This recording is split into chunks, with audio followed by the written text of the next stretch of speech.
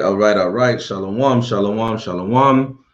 Kwam Yasha'Allah, Congregation of the Mighty, coming back to you again with another Friday Night Sabbath class.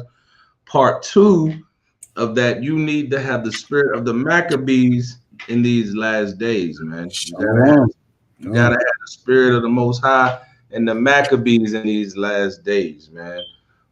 We had a real good lesson on Wednesday going into the history and some of the things that happened, you know, to our forefathers, our big brothers, man, who laid down their lives, you know, for us to be able to rededicate the temple, you know, come back and be able to do our sacrifices.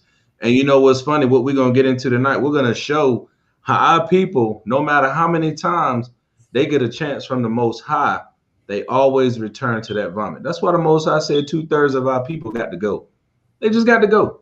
Because them same spirits is walking on the earth. And the brothers that got the Maccabee spirit, sisters that want to do right by their brothers and support them, come back with your shield or come back on it. You know, our women is like that, right? They want us to do the things that's according to the scriptures, man. So, you know, it's a beautiful thing that we're able to bring this history out and learn as an example of our forefathers, what happened to us as a nation and what's going to continue to happen amongst the wicked and the evil, as you know, the Most High bring this judgment on the last days, man. So I just wanted to bring that out as a preface. And before we even get into the lesson, man, let's give big ups to Yahweh, Ba'ashem, Hamashiach, Yahawashi. That's who the world ignorantly calls God and Jesus Christ, even to this day, 2,000 years later, man. So we're gonna get into some things tonight, man. We got camp tomorrow. We'll be out there in the street, man, talking to the people in the hood, man, trying to get them to come back, giving them the Maccabee spirit. Can't be afraid to go wake up your people. You can't take the knowledge that the Most High gave you and sit behind the keyboard talking about you waking people up. None of that's gonna have nothing to do with the Most High in these last days, man. He about them brothers that's gonna go out there and labor and that sigh and that cry in these cities and on these corners and in these streets, man, to wake up big people, man. That's where you want to be at. That's where you want to have your spirit at in these last days. We went into how they're going to really start cracking down on us as a people, man. Jacob's trouble is here, man. You're just seeing the beginning of it.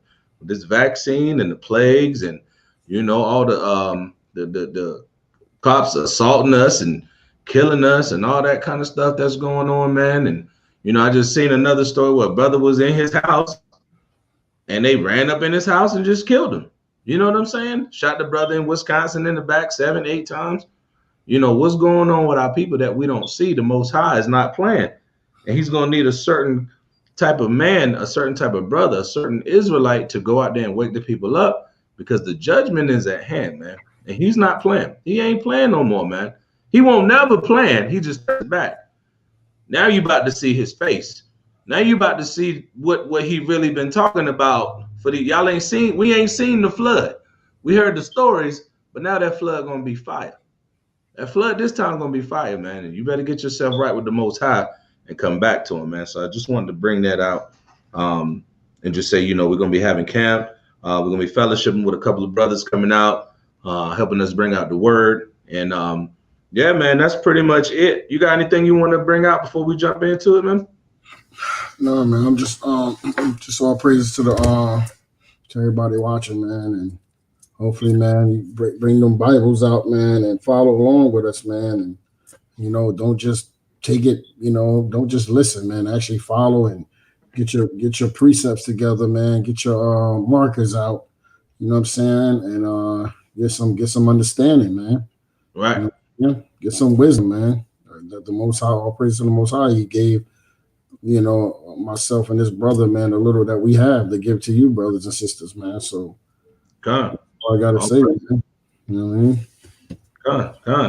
God. So yeah, man, let's jump right into it. Let's get the 4 quarters, man. Let's get that Colossians 3:17. Let's go ahead and get that and give the people a little bit of food for the Friday night, Saturday beginning, the Sabbath day, right? No, you good, King. Colossians chapter 3, verse 7. And whatsoever you do in word or deed, do all in the name of Hamashiach Yahawashi, giving thanks to the Most High and the Father by Him. Right. Everything we say, everything we do, when we first start, we give thanks to the Most High. We give thanks that He allowed us to get this knowledge. You should be thankful that He allowing you to receive this knowledge. That's right. And that you get understanding. You should be thankful that you even got a Bible in front of you right now. That's right. You got a little bit of understanding where you don't even, this ain't the white man's book. That what was told to us. You got the understanding that God don't love everybody.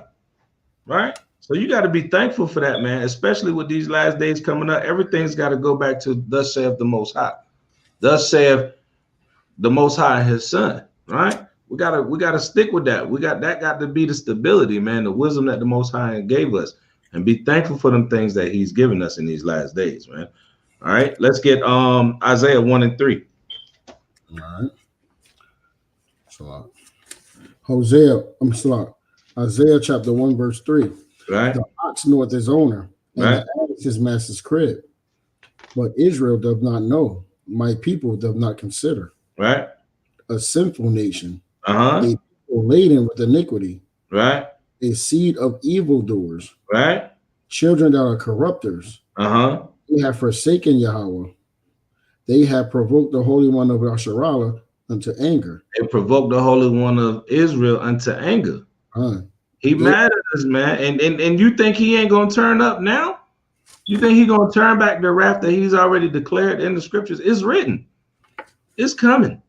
That's right. You better get your wisdom and understanding. Get your house in order. Most High about to be serious with this thing, man. You're gonna see a lot of brothers fall off. Candles gonna get blown out in the physical and the spiritual. All right, go ahead. God, it's a lot. They are going away backward. We've gone away backwards. We've returned to that old vomit. We come in the truth now. I ain't got to keep the laws. I'm out the truth now. I'm gonna do what I do.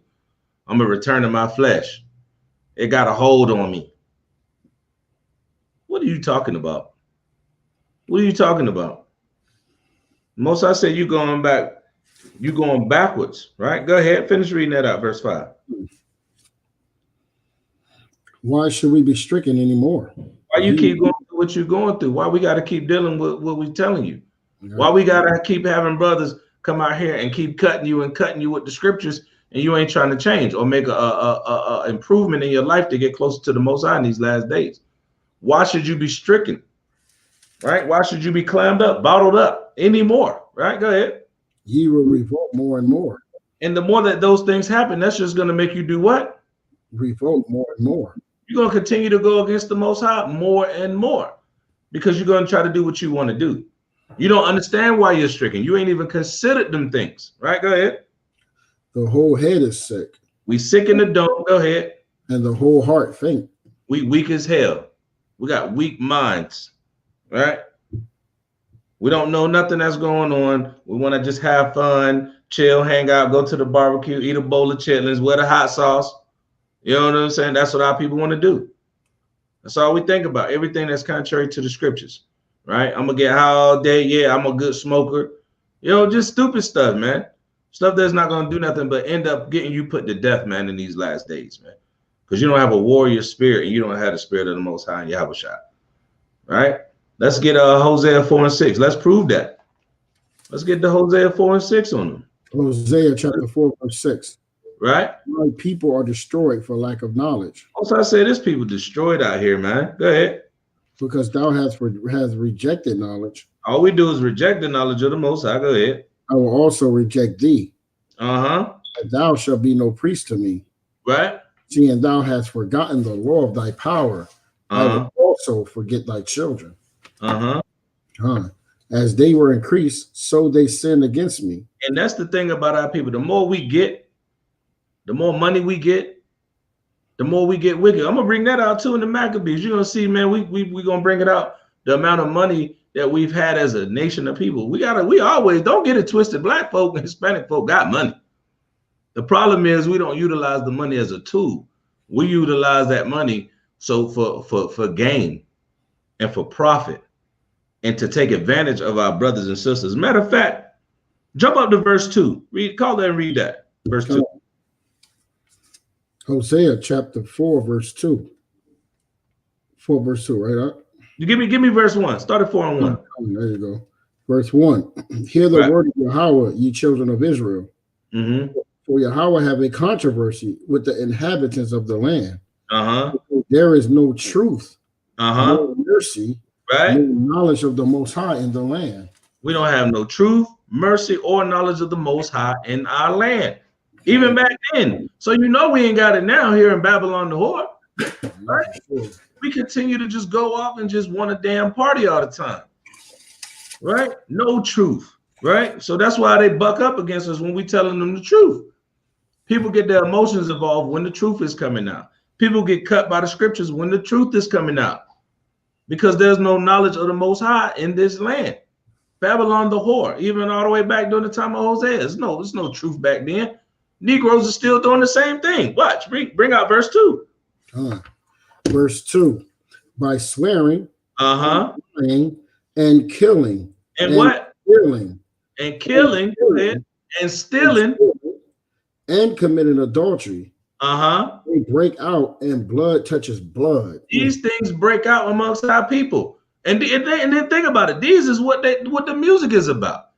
This is the influence of what Israel is all about. Yo, I'm gonna rob that nigga. I'm gonna smash his girl. That's a weak ass nigga. He ain't got nothing. I'm finna go sell this. You know what I'm saying? I gotta flip it, cut it, chop it. That's our people, man. Right? And then when all those things happen, blood touches blood. Why you think all these rappers getting shot up? Why you thinking Megan Thee Stallion? Did she get shot in the foot? Did she get the Harlem Nights shot in the foot? Running around. She got the Harlem Night move. She got the Harlem Night 25 to the foot, the 38 to the pinky toe. Salaki, huh? Salaki. You know what I'm saying? Are you good, King? And that's what our people is all about. Let me read that again. It says, by swearing and lying and killing and stealing and committing adultery, they break out and blood touches blood. When you swear and you lie on somebody, right? Blood can come out and run rampant. You know why? Because people's offended that you lied on them, right? When you kill somebody, what do you think that his homies and his family want to do to you? They want to kill you, but they will forgive the white man that killed them. They'll forgive the white man, but they ain't gonna forgive you. Why? Because you're an Israelite, and that curse is upon us. You committing adultery with another man's wife, right?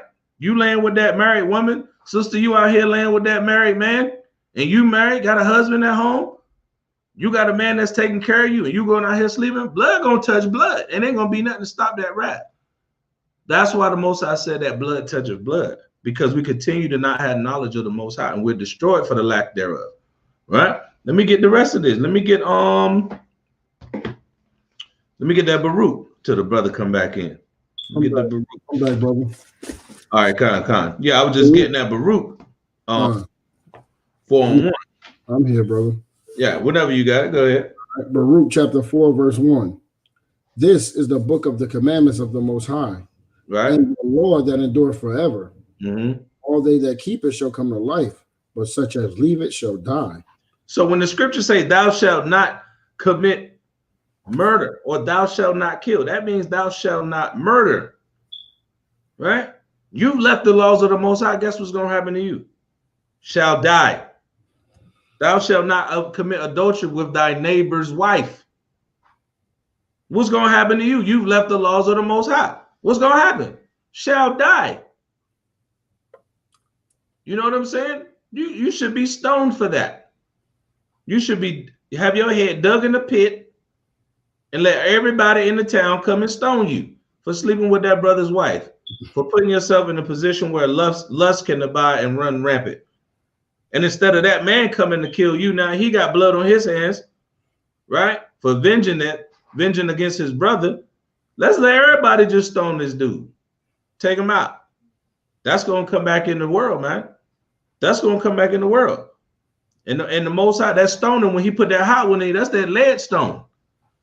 Better understand what's going on, man. The Most High said these things are going to come upon us because we continue to go against his law, jump out of the way. We feel how we want to feel. We're going to live how we want to live. I'm going to do what I want to do. Can't nobody tell me nothing. They ain't ruling over me. I'm my own man. Nah, man, you got to have a structure, man. Got to have structure, man. These laws give us structure. These is our heritage. These is our customs, right? And that's what you got to be willing to fight for in these last days. You got to have the spirit that the Maccabees had, because they fought for these things in their time. It's your time for you to do this now. It's time for you to get yourself right and become a warrior for the Most High and these laws, man. Right? You got anything you want to add to that before we jump right into this, Mac? No, I can't. So I'm sharing it up. Oh, okay, con. Yeah, man. I'm gonna go down to let me go down to 2. All right. So, like the brother was saying, first of all, you know, the most important part of this, man, it says this is the book of the commandments of the Most High. You know what I'm saying? And that's very important. The law that endureth forever, man. Right. You know what I'm saying? That means there's no end to this, man. You know what I'm saying? And we got to come back to keeping these commandments, man, and having faith in Hamashiach Yahawashi, who the world ignorantly called Christ. All right? And it said, this is our light, man. We're about to read this. Verse 2, it said, turn thee, O Jacob, and take hold of it. Walk in the presence of the light thereof. Walk there. Be illuminated. So that's what illuminates us. Right. These laws, statutes, and commandments. Let me give a quick shout out real quick. Shalom, brother Quintana, down in Florida, holding it down. That's right. The laws is our life. That's right. All praise to Yahawashi for you, brother. All praises. Keep the faith down there in the crazy state of Florida, where the brother is located. Yahawashi. Shalom to the King Yeshua, man. All praise to the Most High. Another powerful brother in the spirit, man. If y'all brothers want to jump in, just let me know. I'll throw the link in the chat. Barak thumb to you and your family as well. Right? So, but yeah, you were saying something heavy, man. At the end of the day, it's all about these laws, man. It's all about these laws. These brothers had the spirit. The Maccabees had a certain spirit of them because they loved to keep the laws of the Most High. It's who you are. It's who we are. Right? It is our heritage. Like the brother said, these laws is our life. This is what we do. I wake up. What's the first thing I'm going to do? I'm going to put on a shirt that got fringes on it. I'm going to make sure my beard is all right. You know what I'm saying? I'm going to make sure that what I'm eating, I'm going to read the label on it. And I make sure I ain't got no abomination in there. You know what I'm saying? My wife, when she get up, hey, she going to make sure, you know, she covered. She going to put on a long dress. She going to be making sure ain't nobody lusting after her. Right? She's gonna be obedient to her husband. That's it. This is our life. This is what we do, and that's how the Most High wants us. And we got to be willing to fight for that thing, man. We got to be willing to fight for that. But I want to jump down into something real quick. Well, I want to get a precept on that real quick. Okay. What we're talking about. You got it. You got it now. Go ahead. Yeah. Come on. Okay. This is Sirach 24 and 23. It says, all these things are the book of the covenant of the Most High Power. Read that again, brother. Sirach, chapter 24, verse 23. All these things are the book of the covenant of the Most High Power. Right. Even the law which Moses commanded for an heritage. For what? For an heritage. For an heritage. Go ahead. Unto the congregations of Jacob. Into the congregations of Jacob. That's what we always say. This is your heritage. Man, I got some books over here, man. I'll show you, man. Have you seen us in the dark ages? Bro, we was wearing the same things on our head, bro. Brothers was wearing do-rags. Brothers was wearing bandanas. Dudes had piercings in the nose, big earrings, gold, grills, jewelry. You know what I'm saying? Fringes everywhere. You seen all the carvings with the fringes and all that, right? This is our heritage, man. Why wouldn't you want to be the people of the Most High? I don't understand that. Read that scripture again, man. They need to hear that again. Fight for your, we telling you to fight for your heritage, right? Fight for who you are. You want to be black or 2 continents named after 2 white dudes. You're an Israelite, man. The blood of the Maccabees was shed for you. The blood of Yahawashi was shed for you. David killed Goliath because of you. You see what I'm saying? But you don't want that, though. You want to do what you want to do. Read that again, brother. That's a powerful scripture right there. Yeah. Sirach, chapter 24, verse 23. Right. All these things are the book of the covenant of the Most High Power. Even the law which Moses commanded for an heritage to the congregations of Jacob. the heritage for the congregations of Jacob. Let me get another one. Let me back right off of that. This Sirach 17 and verse 9. Watch this right here. No, matter of fact, I'm going to read verse 8. Watch this. Sirach 17 and 8. It says, he set his eye upon their hearts, us, that he might show them the greatness of his works. When did he show us the greatness of his works? Every time he saved our ass for us being wicked. Every time. That's when he showed us his works. When nations were more and mightier than us, and we were able to subdue and overcome them. How we walked out of Egypt. How he put plagues on them.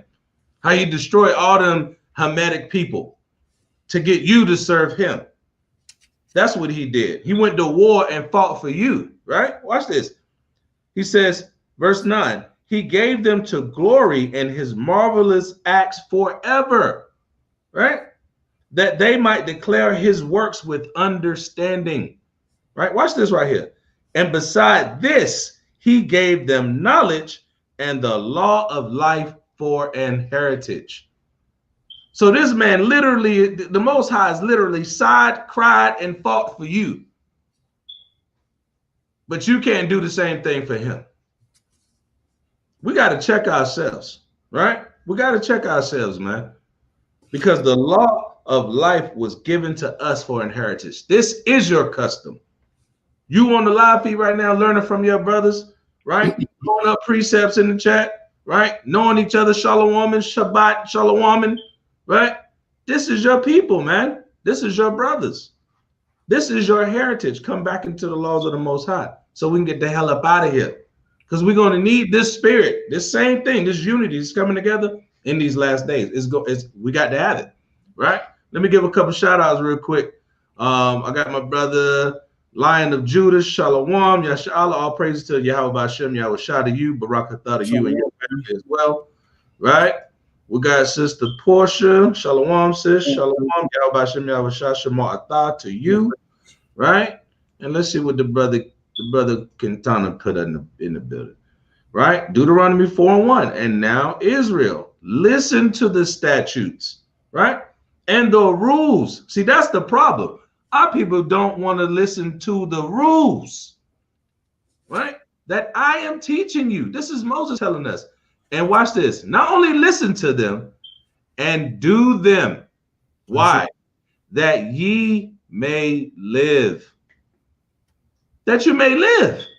We ain't telling you nothing wrong. Moses won't telling us nothing wrong. The prophets won't telling us nothing wrong. But what do we say? Boo this man, stone him. We rather give us Barabbas.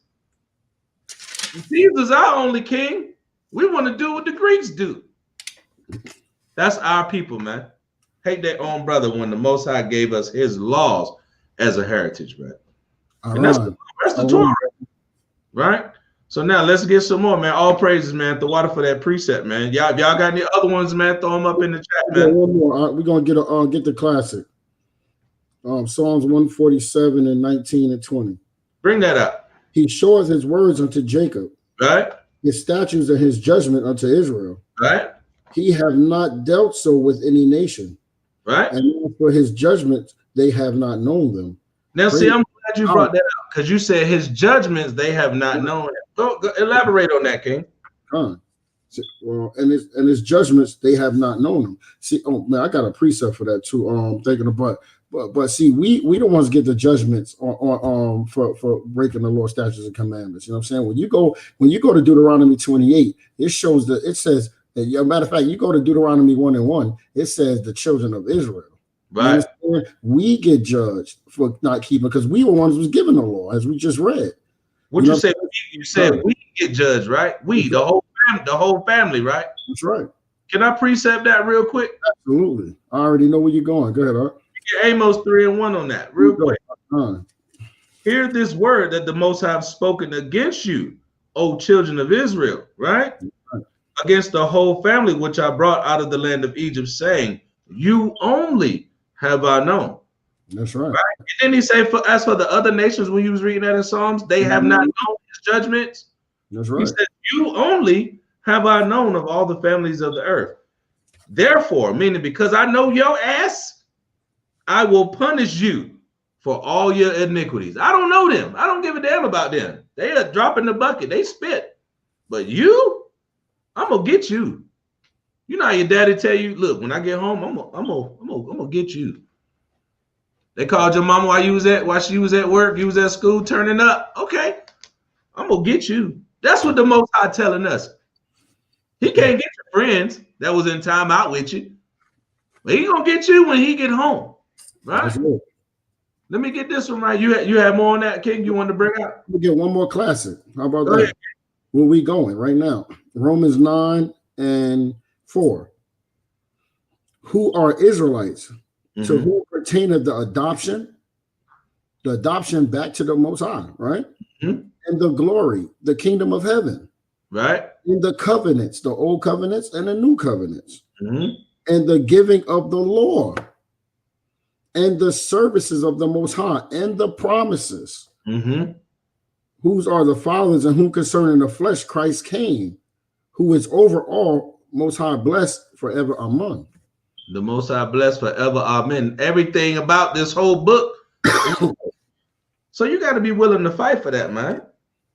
You got to be willing to fight for that. Watch, I'm going to pull this out. Brother Aaron, man, another powerful brother in the spirit right here. Watch this. Baruch 4:8. We bring this out all the time. Ye have forgotten the everlasting power that brought you up, and ye have grieved Jerusalem that nursed you. That's right. Jerusalem is the motherland. That's where we from, and we have torn it down, destroyed it, been wicked, wretched, adulterous, thieves, murderers, liars, fornicators, extortioners in our own homeland, and we've defiled that. That's why the Most High removed us out of that land in 70 AD. That's why he removed us up out of that, and now we over here trying to come back to him in the midst of Esau, Babylon the whore, when we had everything that the Most High gave to us. You gotta understand that, man. Beautiful precepts, man. Beautiful precepts. Yeah, we brought that Baruch 4:1 out earlier. That's what we was just touching on just now, brother. All praises to the Most High for that precept. Come. All right, when we going to second Maccabees, you said 2 out? Yeah, hit that. Let's hit that second Maccabees, right? We're gonna jump I'm gonna go back a little bit where we were at last week or Wednesday. So go back where we was at Wednesday and bring it on home and get these histories, man. We're gonna really just touch on the spirit that these brothers dealt with, what was really going on. You're gonna get more history. If you don't know the history of the Maccabees, that's the bridge between the so-called Old Testament and the so-called New Testament. That is the gap. That's why they had to take that out, because this can all be verified and backed up with archaeology. That's right. They had to take this out. The niggas can't know that Cleopatra is in here. They can go read about Ptolemy. You know what I'm saying? They can read about the fake gods Hercules and all that. And then the Bible was showing where they worshiped that.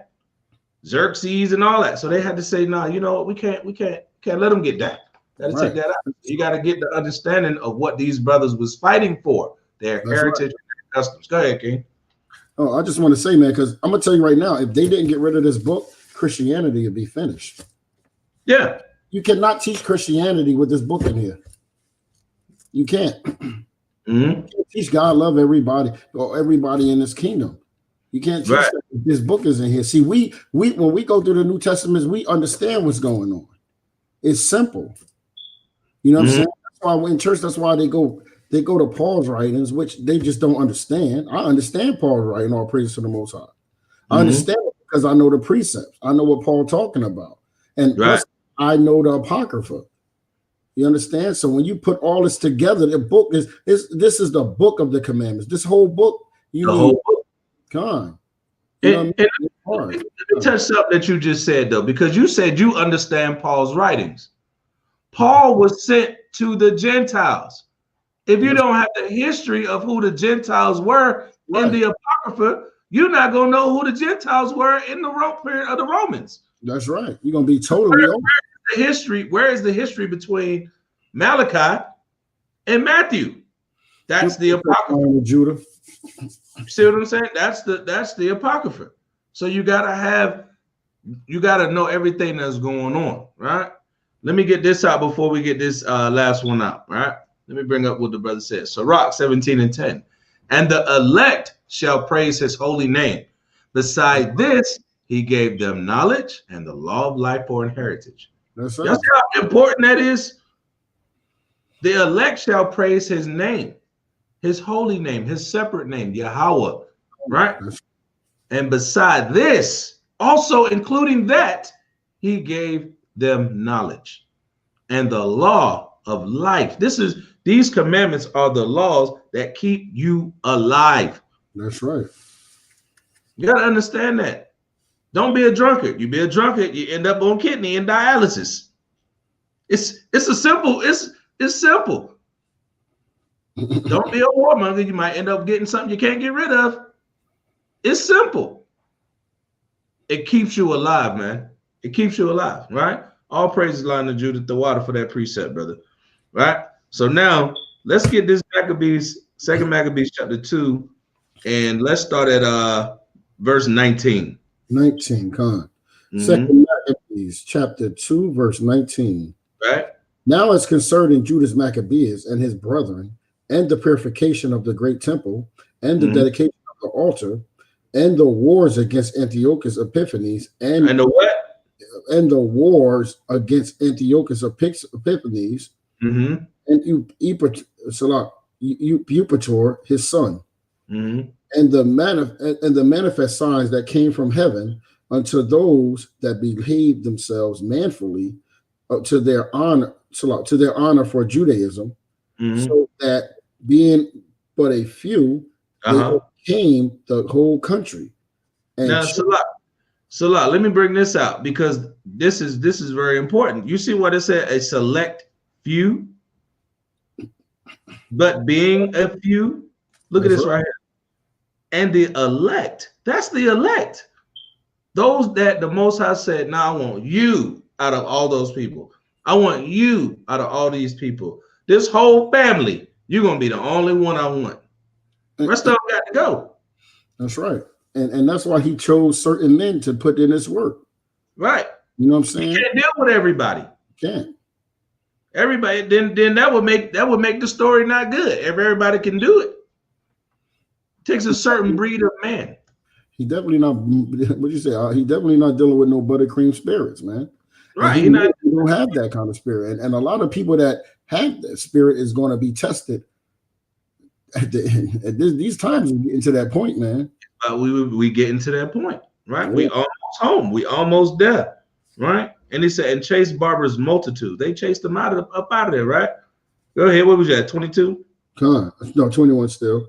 So that being a few, they overcame the whole country and chased barbarous multitudes.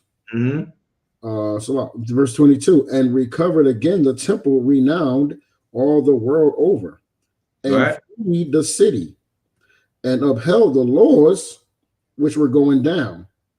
You see that? They upheld. Gracious, Salat.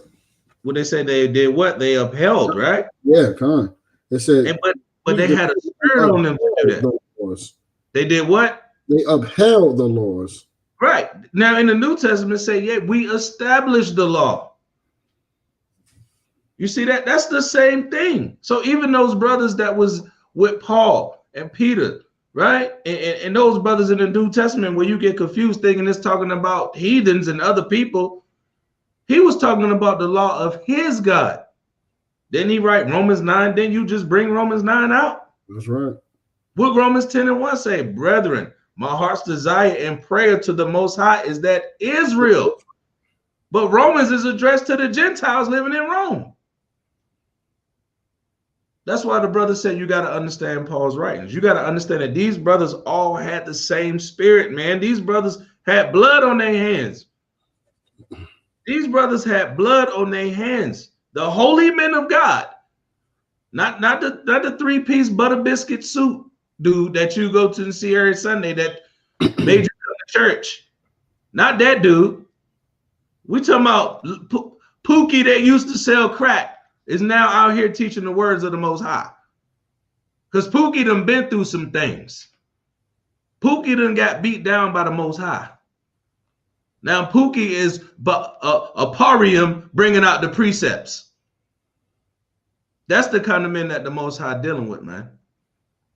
We got to understand that so that you can chase out the heathen, so you can hold up the law, be an example of how to properly repent and come back to the Most High, man. That's the kind of brothers that the Most High is going to call in these last days, right? Go ahead, King. No, it's a lot. I think you was at 22 yet. Sorry, 22. And recovered again the temple renowned all the world over, and freed the city and upheld the laws which were going down. Yahweh being gracious unto them with all favor. Salaki, you see that right there? He said they freed the city, right? They was out there on the highways, right? Freed the cities, upheld the laws, meaning they was teaching people this too. They was teaching people and correcting them, right? And what else it say? And upheld the laws which were going down, because the laws wasn't being done away with. What was happening is people was going into a down and hellish state because they were not keeping the laws. And they upheld that and was teaching that. And what happened? What was their reward for that? The Most High being gracious unto them with all favor. You see that? Being gracious to them with all favor, man. You want the Most High to be gracious and merciful to you in these last days with all favor, right? Go ahead, King. Verse 23. All these things I say, being declared by Jason of Cyrene in 5 books. We will essay to abridge in 1 volume. Right. For considering the infinite number and the difficulty which they find that desire to look into the narration of the story for the variety of the matter. Salaki, right there. You see that when he said the variety of the matter? We just went down the list. All these things these brothers was doing, man. Fighting in the streets, chasing out the heathen, teaching the people, man. You know what I'm saying? Ready to fight and die for their brethren. These were the things that these brothers was doing, man. And it was so mighty and so great they had to write it down. We got to publish these, brothers. If y'all didn't see the last video that we did on this part 1 of this, you got to go check it out, man. Go check that out and get the history of how these brothers really got down. It's just the part 2. We gonna just get the latter part of what they was doing. But in the beginning, these brothers was charged with a mighty work, man. So they're explaining in this book right here that we're reading, they had to write this down because the works were mighty and infinite. Didn't it say that? Read verse 24. 24, okay, come on. Verse 24, for considering the infinite number and the difficulty which they find that desire to look into the narrations of the story for the variety of the matter. So it was hard for them to even write all the stuff that they was doing down. Right, go ahead.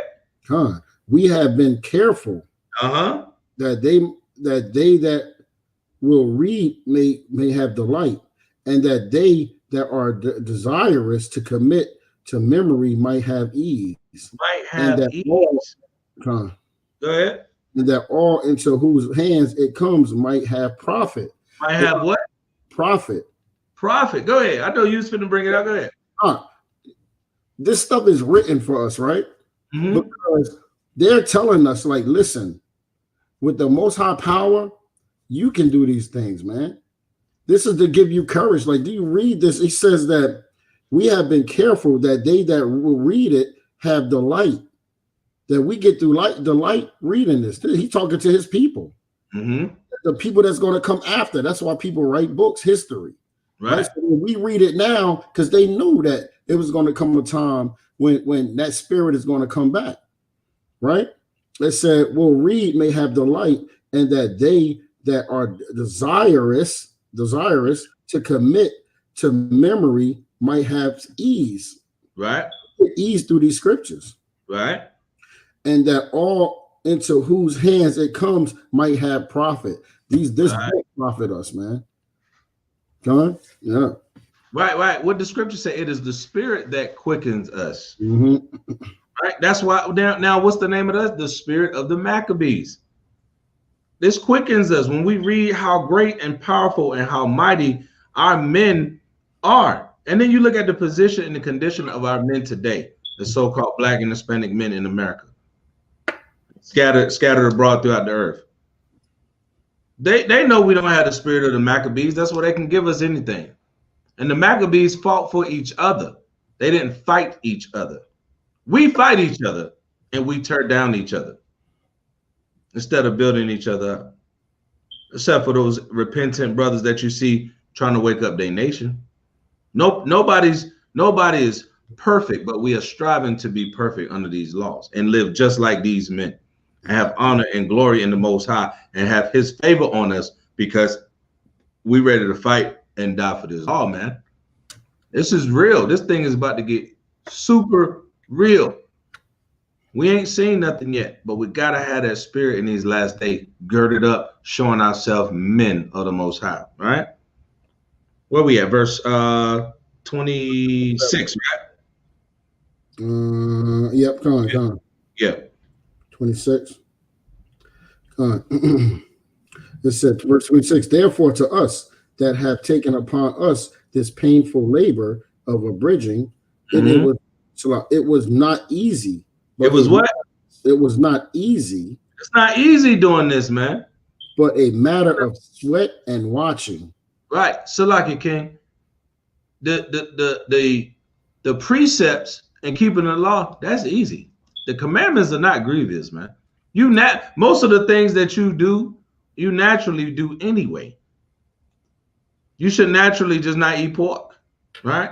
You should naturally grow your beard. Grow the hair that you got. Hey, I'm thinning up top a little bit back here. It's all good. I don't care. I ain't gonna shave my head bald. You see what I'm saying? That's the understanding that we got to have, man. We got to understand that the Most High, this thing is easy to keep the laws of the Most High. But you gotta want to do it. That's what make it easy. It's only difficult if you don't want to do it, right? Come. Yeah. Verse 27. Even as it is no ease unto him that prepareth a banquet, right, and seeketh the benefits of others. Yet for the pleasuring of many, we will undertake gladly this great pains. Now you see that, Salah King? It says seeking the benefit of others. Seeking the benefit of others. Let me get a scripture on this real quick. Right? The benefit of others. All right. Let me pull something real quick. I gotta hit something real quick. Read that scripture one more time, King. Verse 27. Even as it is no ease unto him that prepareth a banquet and seeketh the benefit of others, yet for the pleasuring of many we will undertake gladly this great pain. Right now, so you see where it says seeking the benefit of others. When you see others or your brother in danger or in trouble. Now watch this. This is John 15:13. It says, "Greater love have no man than this." Now tell me if the Maccabees did this.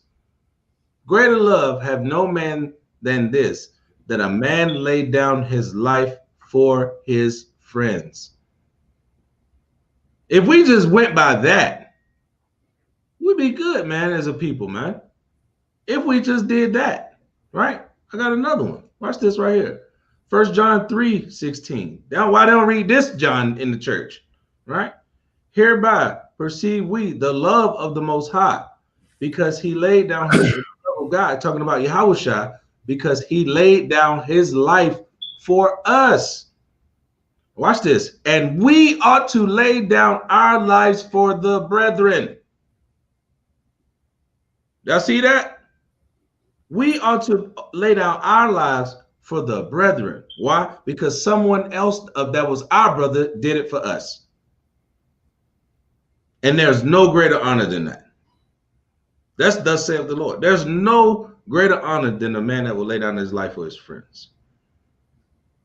And who was they talking about? Yahawashi. They was talking about all the men that died. And these men died brutal deaths, man. for their brothers. Fought with the spirit of the Maccabees, man. Did what the Most High told them to do for their laws, man. We got to come back to that, and we got to have that understanding, man. All right? Bring that out. Where you at? Verse 28, right?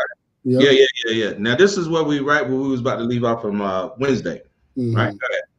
Verse 28, leaving to the author the exact handling of every particular and laboring, particular and laboring to follow the rules of an abridgment. Okay. For the master builder of a new house must care for the whole building. But he that undertaketh to set it out and paint it must seek out fit things for the adoring of thereof. Even so, I think it is with us. Now, Salah, you see, this scripture right here is heavy. So the Most High something. He's showing you first you got to get full, because he talked about the banquet and the sacrificing that it takes to build that up, and the pain and the sweat to serve someone else. But then when you build that house, you got to make sure the 2x4s is in place. You got to make sure the drywall is right. When it rains, you got to make sure you got that plastic over it so the boards don't warp. Then you got to come back in and make sure you got the proper nails. You got to make sure that this thing is built to last. And it has a solid what? Foundation. You got to have a solid foundation, right? And then after that, not only it has to last, but it got to look good. It got to be beautiful. It got to be glorious. It is your temple. Same thing. But you got to get full with that word first, right? Read that again, brother. Read that 29. Yeah, start at 29 one more time. Bring that out, King. For as a master builder of a new house must care for the whole building. The whole building. This is like deep, because when you're a master builder, you gotta work, just like you said, you gotta start from, you gotta make sure the beam's correct. You gotta make sure the foundation is good. You know what I'm saying? You got to care for the whole building. But see, like if you're selling a home, right? You can do all that. But if the outside don't look good, you know what I'm saying? You don't got the paint right. You don't got the shingles up right. It don't matter. Right. And that's funny that you said that. Try to go buy a new home. What's the first thing they're going to look at? Yeah, you're going to look at how it look. How it look. You added value by planting some flowers and putting up a little fence. You just took the value of $5,000. There you go. That's how I be. Let me bring the brother Shuv in. Shuv, what's going on? Shalom, King. Yo, Yahawashi, y'all Shabbat. Come, brother. I'm gonna start at that 29 up top one more time. Yeah, bring that out again. This is a heavy, deep precept right here, man. Right? Go ahead. Let's also get into that banquet that we read earlier, man. That banquet, like you set that banquet up, it got to be correct, man. You know what I'm saying?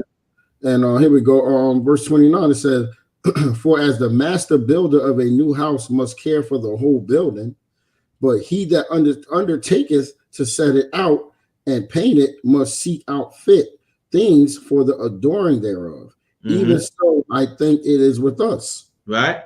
To stand upon every point and go over things at large, and to be curious in particulars. Belongeth to the first author of the story. Now let me go back in this. Let me go back in that verse 30, man. It says to stand upon every point. That's why the Most High said we can't even be unwise of even the smallest thing. Right? Now watch this. He says, and go over things at large and to be curious in particulars. What's this mean over here? Well, why they say that? What's the history on that? What they do with that history? Where is it at now? Who did this? Why they do that? What was going on then? Who was ruling? These are the things that you see what I'm saying? That's how we're meticulous with our studies. What you say, King? No, I said that's good that you brought that out, man. That's important, man. Right. Be studious. Even the scriptures tell you, blessed is he that readeth, man. Read. You think you know how to get a blueprint if you don't know how to read? You think you're gonna get the precepts if you ain't reading? If you ain't like studying on your own? Or you just waiting to see the dudes on the street and you just open your book and you just read along and be like, yo, he cut him. Oh man, open your book and read it so that thou can be blessed. Right? Read that verse 30 one more time, man. It's a scripture, but it's all meat in that. To stand upon every point and go over things at large, and to be curious in particulars belonging to the first author of the story. Right. But to use brevity,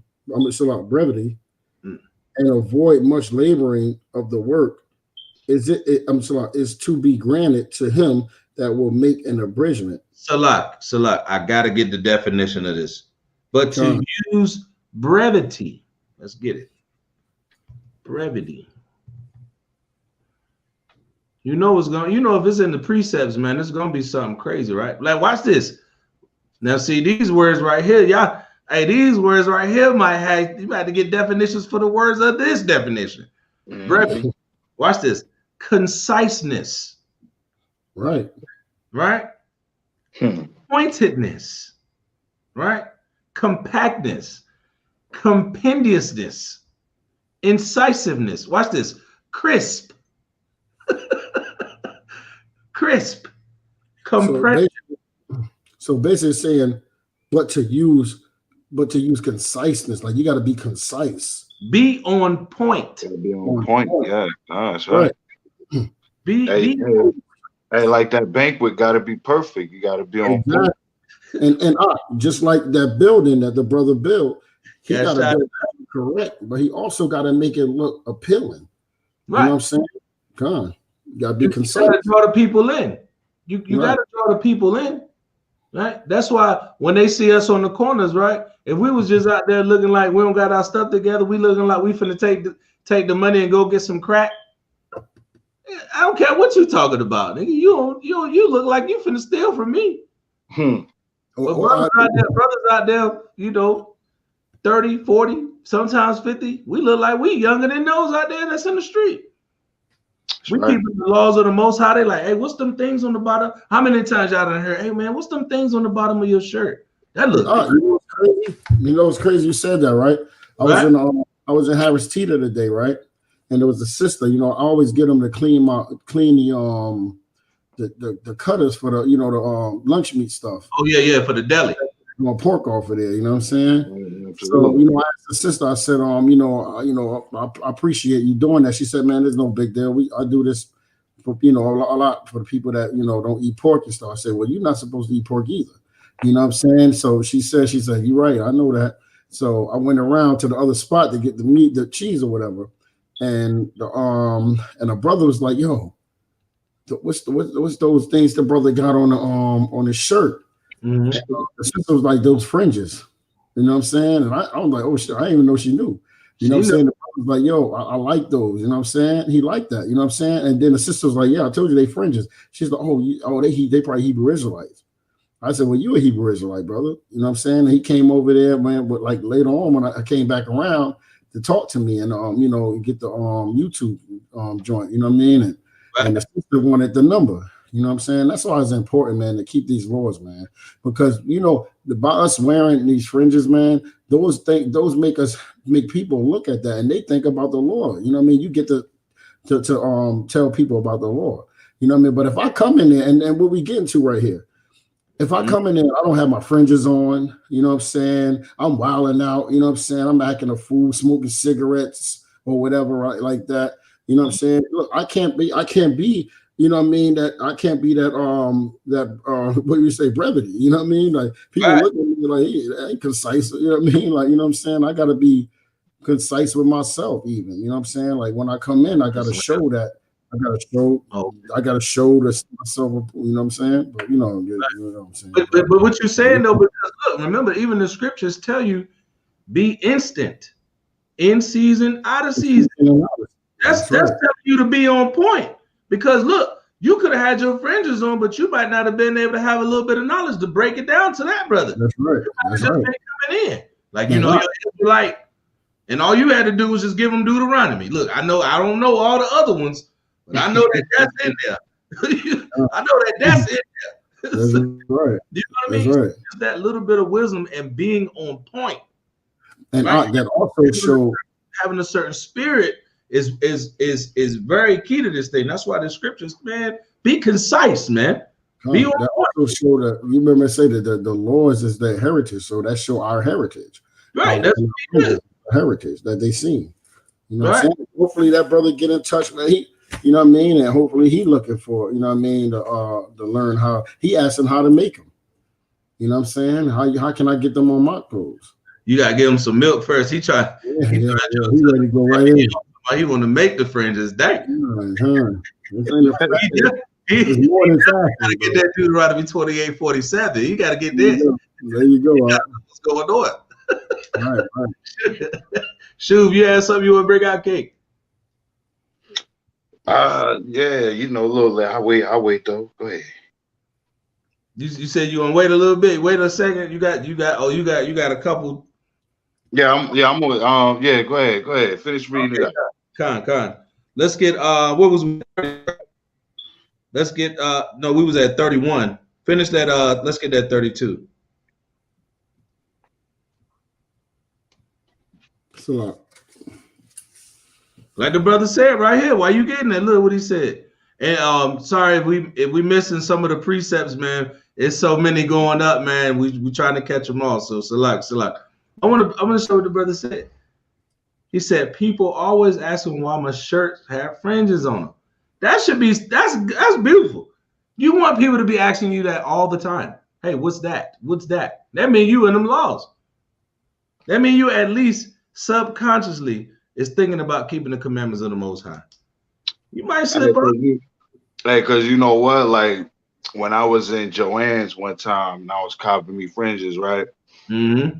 You know, a lot of people, they know what the fringes are, but they just look at it for decorations, for like furniture, your pillows.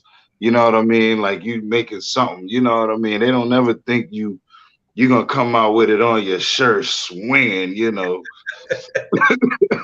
Big pomegranates, yeah. That's right. We before you got on, we talked about that earlier.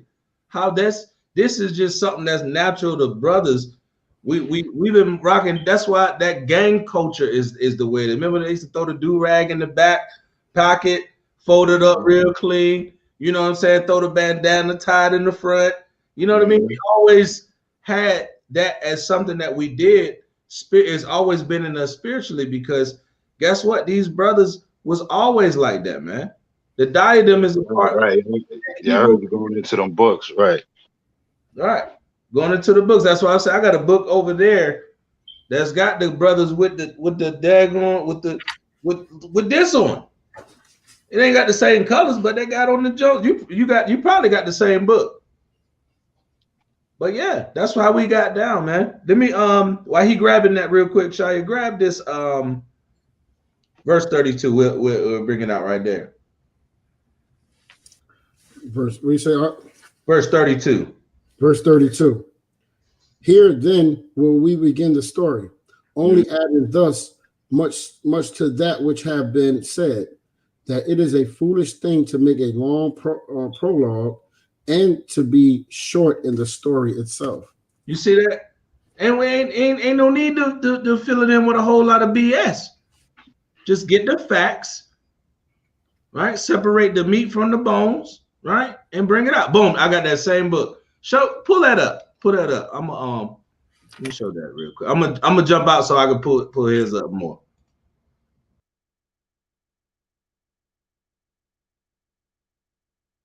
Hey, Shuv, elaborate on what you showing them, and give them the title in the book.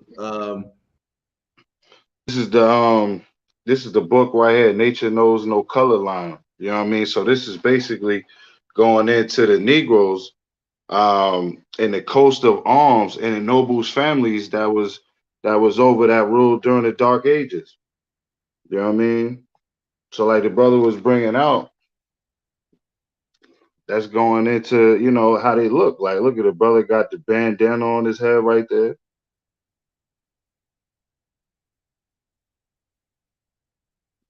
Got all the different little flags, little shields, and all that stuff. You know what I mean? These are all kings. You know.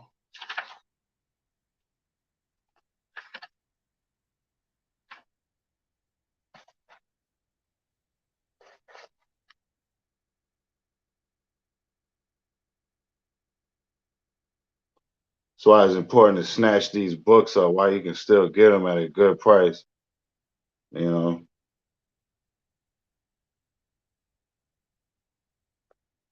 But yeah, the book Nature Knows No Color Line, man. There's a lot of history in this book, a lot of stuff they don't want you to know. And that might look like an Edomite, but that's actually a sister right there.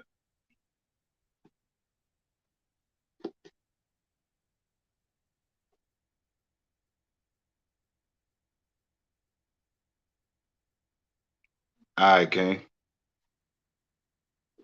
I don't know if you want me to read something here. No, I just wanted you to have that moment just to right bring it out, because if y'all saw that, and it looked like even if you look at the artwork, you could tell that was drawn by a brother. Right. Even the artwork looked like a old Ernie Barnes did it. You know what I'm saying? Kind of got some rounded edges.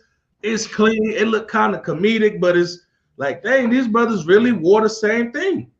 Yeah. You know what I'm saying? It's in our spirit, man. That's who we are, man. So why not embrace that? You know what I mean? Or you know, we got to understand the things that they call us thugs for is what they really are. That's right. They the thieves. They the liars. You see what I'm saying? We the Maccabees. That's what we do, right? So that's something that's spiritual. They've been doing it, like you said. Those brothers that in that book, it explains that those were the Moors. That's right. The mulattoes, the Portuguese, the Portuguese Jew Moors. What is that? The people of northern Africa. That's right. You know, all around the Mediterranean area. That was all us, man. We ran that thing, and we had bandanas and miters and diadems and all that. We always did that, man. That's right. Our women always wore head wraps and beautiful garments and colors and looked good, and we always smelled good and frankincense and loved incense, and we always did that, man. In the crown, here go another one real quick. In the crown, and you see, you got the sister right here. She got the crown on. Yeah, explain that. You know, you got the brother right there.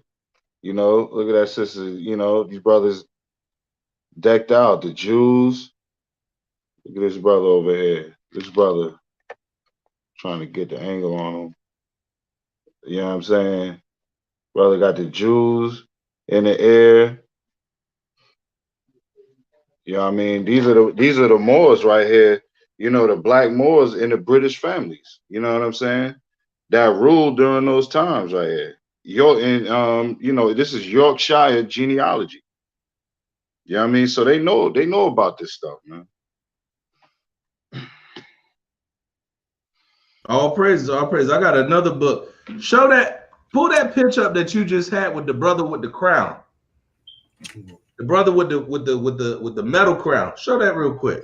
Let me show you something. You gotta buy that book, these books before they go up too much. So I got this book right here. The Jew. The price of some of these books is hundreds of dollars, man. And these books right here gonna go up, man.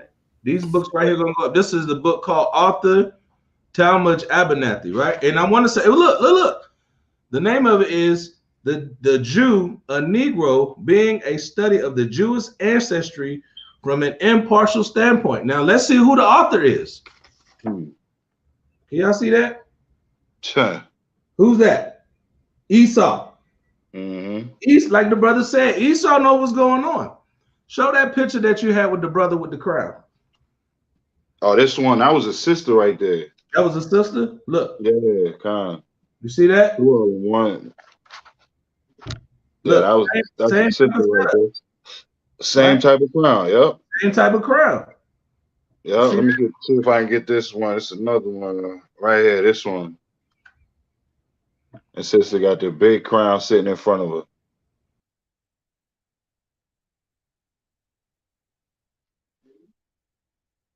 You know what I mean? Holding that big crown of royalty.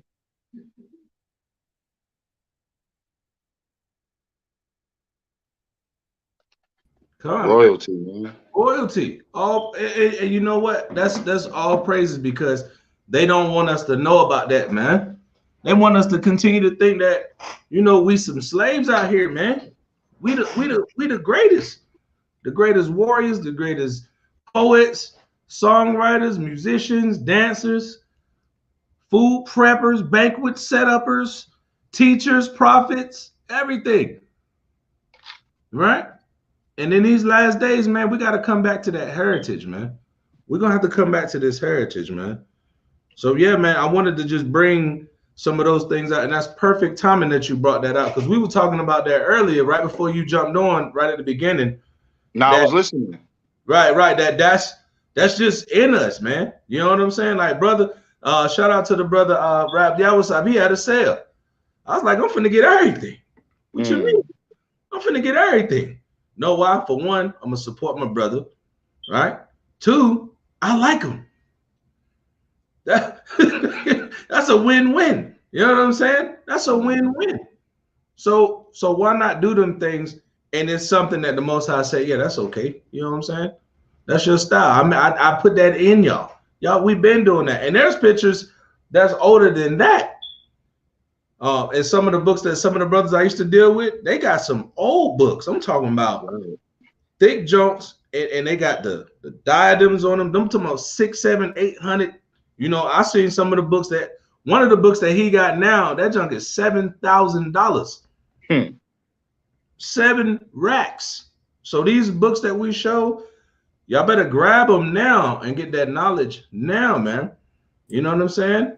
Even this brother right here, look what he said. Our people have always had style and grace. Style and grace. We make it look good. When we walk in the building, they like, ooh. All right, top to bottom, they look good. We smell good. We think about every little detail, right? We got to make sure we walk in a certain way, make sure our house a certain way, right? All those things matter because that's just who the Most High built us to be. That's what makes us great. But we die like men because we don't have the laws of the Most High presiding over our lives. You know what I'm saying? All praises, man. Yeah, man. Our people always had that style and grace, man. And look, this is a Northern Kingdom brother, so you know they was getting it in. When they went down on the island of Hispaniola, Christopher Columbus and them lost their mind. The kids was throwing diamonds at each other. Ruby. Right. You know what I'm saying? They playing marbles with rubies. Garnet. Look, they rolling dice with diamonds. Let me get that. You know what I'm saying? On the island. They seen that, man. Them white folk lost their mind. And you see how even like the Gadites, they got something around their head. They wear crowns with the feathers. It's in us. That's how we know we the Israelites, man. They wear the fringes too. It's the same thing. Right? But we got to be ready to fight for that, man. You got to be ready to fight to be an Israelite, man. You got to fight for this, bro. You got to fight spiritually. You got to, and in these last days, you're going to have to fight physically for this thing, man. You're going to have to fight physically for this, man. So if y'all want to jump over to something else, we can jump over into a couple more, preludes or monologues within the Maccabees. I wanted to touch on how much money that the Maccabees had around this time. Well, not even the Maccabees, but what was locked up in the temple. Let me just bring this out real quick. Can we touch on something in that same chapter I was trying to go into before we close out Wednesday? Chapter 2. Con. Yeah. Because mine is in what I was going to touch on is the next chapter over, so that's fine. Yeah, let's get it. Where you at? Starting at verse 1. All right. I'll let you break it down. I'll read it. You can break it down. Second Maccabees chapter 2 and verse 1. It is also found in the records that Jeremy the prophet commanded them that were carried away to take of the fire as it have been signified, and how that the prophet, having given them the law, charged them not to forget the commandments of the Most High, and that they should not err in their minds when they see images of silver and gold with their ornaments. So look at that. You was just talking about that, right? You know what I'm saying? The how the people was over there with the silver, with the gold, with the rubies, doing all that. We didn't care about that stuff. Right. You know what I'm saying? None of that meant nothing over the law, statutes, and commandments. You know Right. what I mean? We knew that that was our life. You know what I'm saying? You know what I mean? The gold and jewelry and all that stuff was second nature to us. You know what I mean? That's why Solomon could build the temple that he built in the fashion that he built it. You know what I'm saying? Right. That's why the priest was decked out, you know, in their garments. Like there's a book of the popes, you know, where it go into how the priest was decked out with all of these different jewels on their Mhm. garments and robes, and how the Edomites were sitting back looking in the windows at the priest breaking down certain stuff, and went in there and robbed the priest, man. You know what I'm saying? Taking the jewels and all that stuff like that. That was second nature. We always wore stuff like that. Yeah. You know what I mean? But Now, none of that stuff was over the law, statutes, and commandments. right now, you said it. Now it's funny that you said that. Now, this is a brief history of the icons. Mm. See that? Now, who'd you say saw us? The people in the Popes. Vatican and the popes and all that. Right.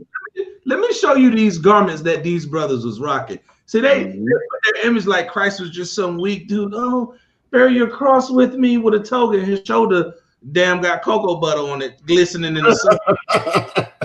You know what I'm saying? That wasn't what he was getting down with, man. Let me show you. Look at these garments, man.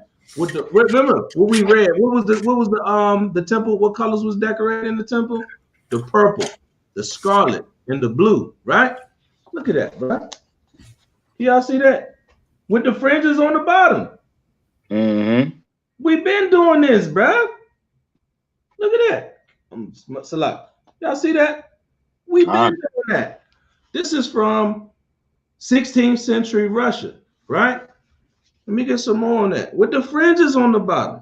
Look, he done reversed the joint. He got the blue top with the scarlet bottom. He got the scarlet top with the blue bottom. A lot of people off the chain, boy. But we Style. don't Hey, what the brother say? Style and grace, man. style and grace. Look at this. Just in case, like these is from the old school, man. Look at this. I'm trying to get it so y'all can see it pretty. Boom, there you go. Y'all see that? Look how they did Yahawashi. Black images. Brothers. This is called A Brief Illustration of the Russian Icons, Richard Temple. And this is from London, Clarendon, London. You see that? They knew it, man. He left dressed in all white, but that white gonna be dipped in blood when he comes through. That's right. These brothers right here. Look at that right there. Y'all see that? The brothers was posed out. You know how we be posing? You know what I'm saying? Clean with it, bro. Look.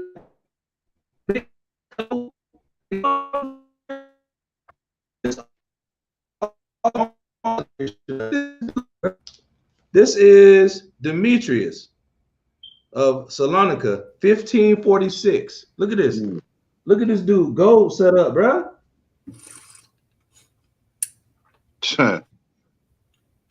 With the shield, the sword, got the charm on the gold. You know what I'm saying? Crown. And that was a brother, man. It's a brother, man. This book is real good. It just show all the things that we had. We had horses, lands. You know what I'm saying? We had money, all that stuff. But like the brother was saying, none of that mattered to us. What mattered to us was them laws, man. So if you get a chance and you want to check this out, man, this is like I said, this is a brief history, and this is a small one. I know some of the other brothers, but if you try to get this book right now, if you try to get that thick one, you're gonna come off with some thousands, man. You're gonna come off with some thousands. So that's right. Something to check out, man. Put that in your arsenal, man. You know. But yeah, let's get back to it. But we just wanted to touch on. I just wanted to touch on what you were saying about the value of money. You know what I mean? Is that filthy lucre ain't what we supposed to be dealing with or worried about. We supposed to be worried about them laws, man. So and yeah, like when you go back into it, it says that they should not err in their minds when they see images of silver and gold, man.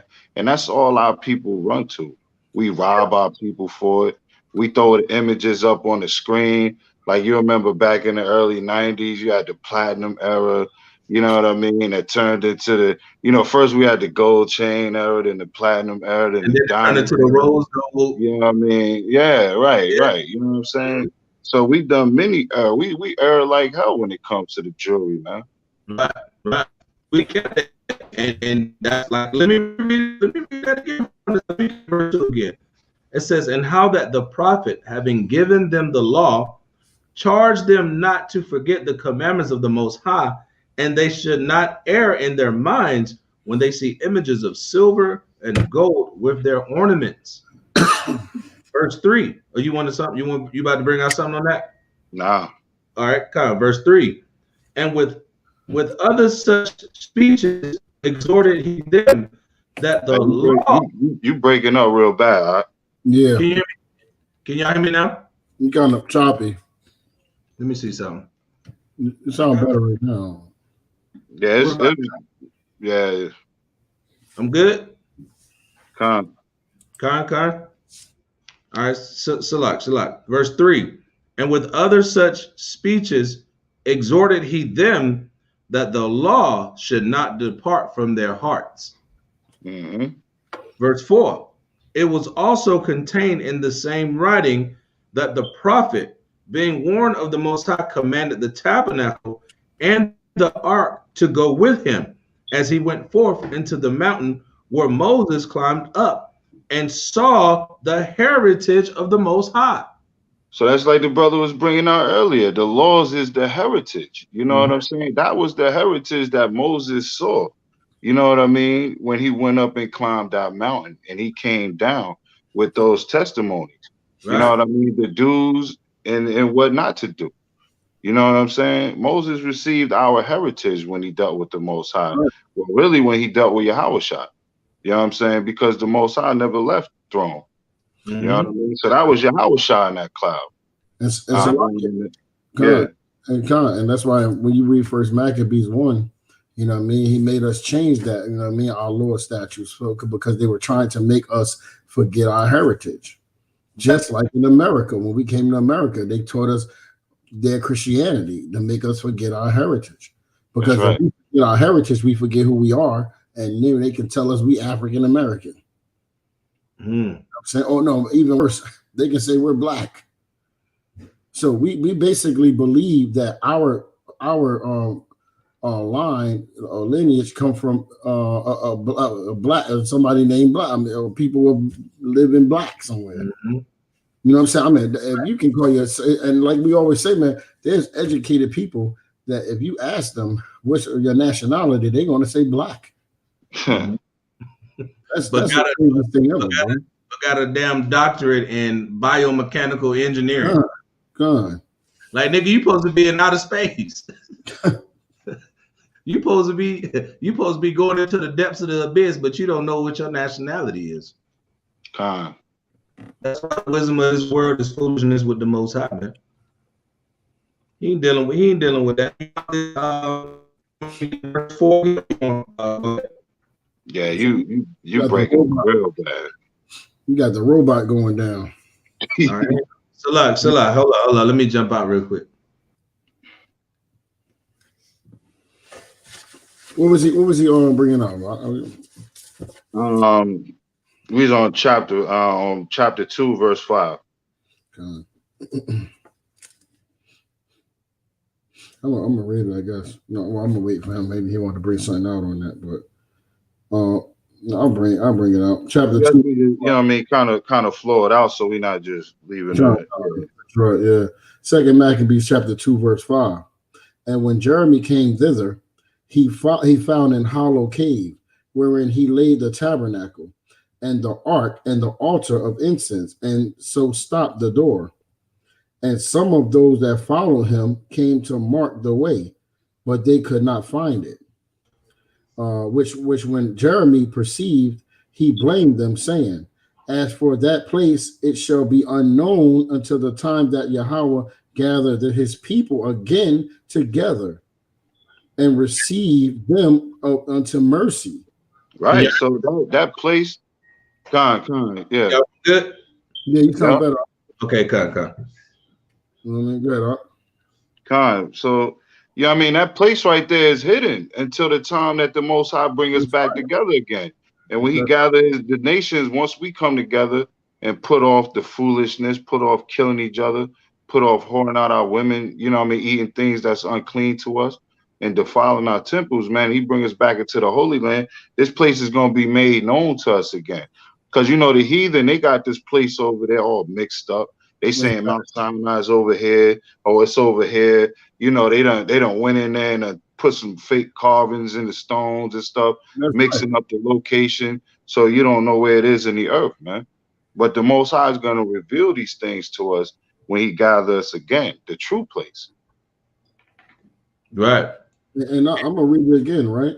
Watch this. Mm-hmm. I'm gonna start back at 5 again. Shalom. And when Jeremy came thither, he found an hollow cave, wherein he laid the tabernacle, and the ark, and the altar of incense, and so stopped the door. And some of the they looking for this today, man. That's right. You know what I mean? Mm-hmm. And you know what's so crazy? They'll act like they found it. Hey, look, I'm listening to something. They said the ark was in Phoenix. Right. And watch this. I'm gonna tell you something, because you know those Coptic Jews, those Ethiopian Coptic Jews, they claim that they have the ark. Right. That's why you know that they're the falasha, the false. That's right. You doing that again, huh? You doing a robot again, huh? Hey, look, I don't know what's going on, but on my end, I look crispy. I don't know what's going on, but yeah, you actually froze right now. Yeah, you freezing. I'm gonna bring it out. And some of those that follow him came to mark the way, but they could not find it.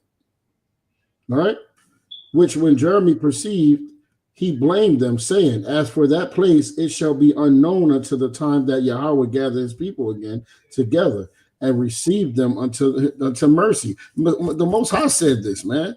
You think they're gonna be finding it when the Most High said that he not gonna let it be revealed until that time? That's right, all right. You know, I'm telling you, man, people always think that. Man, whatever.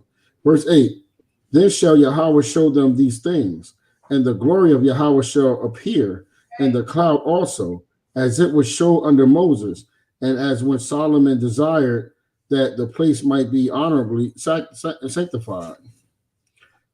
How far are you going down with this? Where we at? The next verse. Verse 9. It was also declared that he, being wise, offered the sacrifice of dedication and of the finishing of the temple. Right. So this is going into we going into the feast, you know what I mean, a dedication we just got out of. You know what I mean? So it's important to go into this history to show that, you know, not only did they, you know, initiate the feast days, those 8 days, but Moses kept those days, Solomon kept those days, and Yahawashi kept those days. Right. You know what I'm saying? Our people are ignorant to that. They don't know that the Lord kept those days too, man. That's and he honored that purification. Not at all. They don't even know what we're talking about when we say that. I never heard that verse in my life, that Christ kept the dedication, the feast of dedication. I would have like, oh, what's going on here? Where is that? Mm-hmm. Nobody asked that question. I didn't even know that was in there until I came into the truth, bro. I never knew about the feast of dedication. That's right. I didn't know he was a brother until I came into the truth. I heard it, but you know what? I didn't look at it like that. Yeah, until the truth was revealed, we was lost sheep out there. That's right. You sound better, huh? You sound better, brother. Yeah, you do. Yeah. I don't know what was going on. You know these things be. Hey, you know how the enemy be, man. You know, want to cause that confusion. It's all good. This technology. This Edomite technology always go in and out. These heathens, man. Right. They don't got one bit of perfection in their bones. Right. Now, would you finish on where you was going at? Yeah, because it kind of go. You know what I mean? You can keep go going back on that, but yeah. All right, so now that's perfect timing, because now let's start at 2 Maccabees chapter 3, and let's start at verse 1. All right. And I'm gonna show you some things of how we got up. But like you said, when you righteous, you ain't giving a damn about no money, man. That's right. When you keeping the laws of the Most High, and that's what's enduring to your heart, right? You ain't worried about no money, man. You already know the Most High gonna provide that sustenance for you. But when you wicked, you go off. You get, you know what I'm saying? You get them thoughts in your mind. You get that lust for wealth and power. Then guess what happened? Then you start going off. Right. Then you start worried about how much money you got. Yeah, right. You ever talk? You always talk to people, man, and I met there was someone that was basically, they were talking about how they want to learn this truth and get this truth, but and then when you bring the truth to them, they so busy want to chase money all the time. What I mean? Then you tell them, like, the scriptures tell us to seek the kingdom first. Mm-hmm. You know what I'm saying? When you seek the kingdom first, man, everything else will be added to you. That stuff is real, brother. Because it happened to you, brother. Yeah, it definitely has happened to me. That's right. I can vouch for that. You put this work in, brother, the Most High will provide, man. Yeah.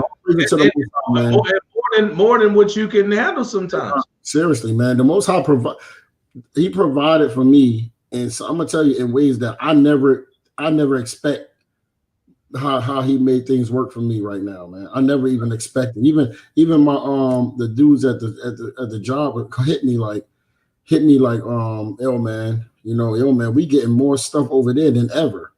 He just told me that today, bro. He's like, yo man, we getting more orders over there in that way than ever before. Right. And you're able to do all of them. I appreciate that. He called me at night like, yo, man, I really do appreciate you, man. Right. You know what I'm saying? And that's the Most High, man. Right. And let me hit you with something. And by you keeping the laws, you're able to be a blessing to those brothers. Exactly. By you keeping the law, the Most High blessing you, guess what? That's the real trickle-down economics. That's right. Trickle down. Are we all keeping the laws? Okay, they know. Hey, cause what they gonna say? Hey, man, my boss, he keep the law. We can't be smoking in the trucks. We can't be out here, you know what I'm saying, just running wild with the property and just being knuckleheads on the job. We got to hold ourselves in the order because our boss or the brother who's hired us has shown us a good light, and that's a good brother. They looking at it like, yo, that's a good dude. He cool. But the Most High is like, yo, that's my son. Touch not my anointed. You see what I'm saying? And by you keeping them law, statutes, and commandments, you're being a blessing to those brothers and their households and their families. You know what I mean? That's how Israel got to be, man. That's how we got to move as a nation. And that's what I'm glad you brought that out, because this is perfect timing. Let's bring out that Second Maccabees chapter 3 and start at verse 1. Second Maccabees chapter 3 verse 1. Right. Now when the holy city was inhabited with all peace, and the laws which were kept very well, the godliness of Onias the high priest, and his hatred of wickedness. You see how powerful that scripture is right there? That's what we was just talking about. That's right. You gotta hate wickedness, man. You gotta hate wickedness. That's right. But it says, let me just touch it real quick. It says, and the laws were kept very well, because the godliness of Onias the high priest and his hatred of wickedness. So he was setting an example. Now we can't get down like that. We can't do them kind of things. We got to live and establish righteousness because we hate wickedness. See that? So the laws was kept very well. And there's a thing that happens, right? Watch this. Go ahead. Verse 2. And it came to pass that even the kings themselves did honor the place. Read it again. And it came to pass that even the kings themselves did honor the place. Go ahead. And magnify the temple with their best gifts. So you see that? So now even the other nations and their kings is like, look, man, this thing right here is, hey, this thing bad right here, man. What are they doing that we not doing? And then the kings is bringing the best of what he got to the temple of the Jews, the Negroes. So that's why the kingdom of heaven gonna be crazy, man. it's gonna be mine. We can't even fathom it, man. You got kings coming to play supplication to you. Like, look, man, they bowing down, giving up coffers of gold. And these are kings. And we like, yeah, just put that over there. You know how it be when we got a lot of something. Somebody bring you something, like, yeah, all right, just put it over there beside that bookshelf, right? You know what I'm saying? with a do rag and a banana with a gold grill. Like, just put it over there, man. All right, what you got? And we're talking the kings. Yeah, that's what I'm saying. These are kings. That's the Most High. Why? Because he hated wickedness. When we doing good, man, the Most High said, I will bless you on high above all people, all nations, on high. Everybody, you're blessed more than them. But if you don't do what I say and you love wickedness, I'm going to break your ass all the way down. And guess what? You see this book? The heathens know that. They got our records. They know it. They know when we go off, it's over. That's all they got to do. This is all they was teach us Christianity and tell us, no, we don't have to keep the law no more. And give us a God, that looks totally opposite of us. Exactly. So knowing that's the first commandment because the Most High jealous. They made us, the first thing they did was made us worship an idol.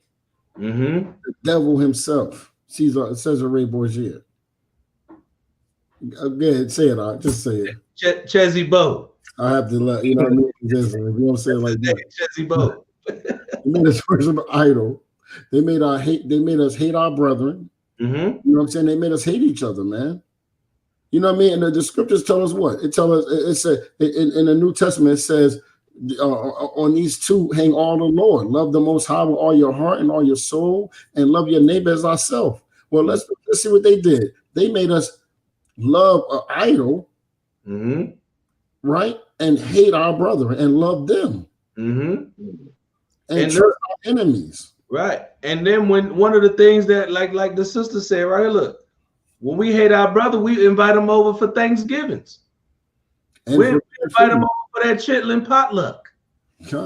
Them booty noodles, extra hot sauce. That's what they did. Fed us the lard infused cornbread. If you lived in the Northeast, they gave you the mussels, the shrimps, anything they pulled out with the net. Oh, that's for the slaves. Right? That's for the slaves.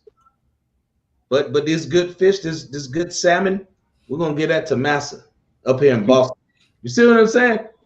But the slaves that was up there, now you get the crabs, the shrimps, the bugs of the ocean, the forbidden foods. So now we defiled our mind, we defiled our relationship with the Most High, and we defiled our bodies. How can a spirit dwell in us if we have unclean bodies? You're an unclean body. They give us unclean food. That's and why they sneak it in everything to keep us unclean.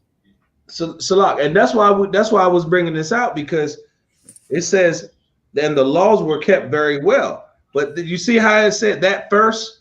The laws have to be kept very well, hating evil and wickedness at the same time.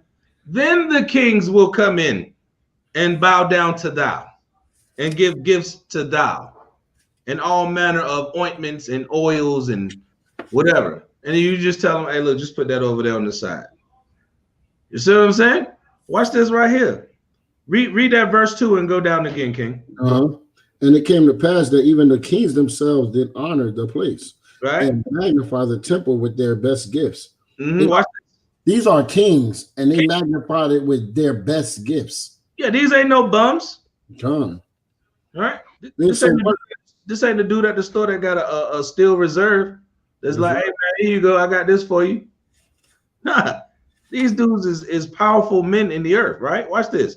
Verse 3. And so much that Seleucus of Asia, of his own revenues, bear all the costs belonging to the service of the sacrifices. Now listen to this. Y'all see how heavy that is?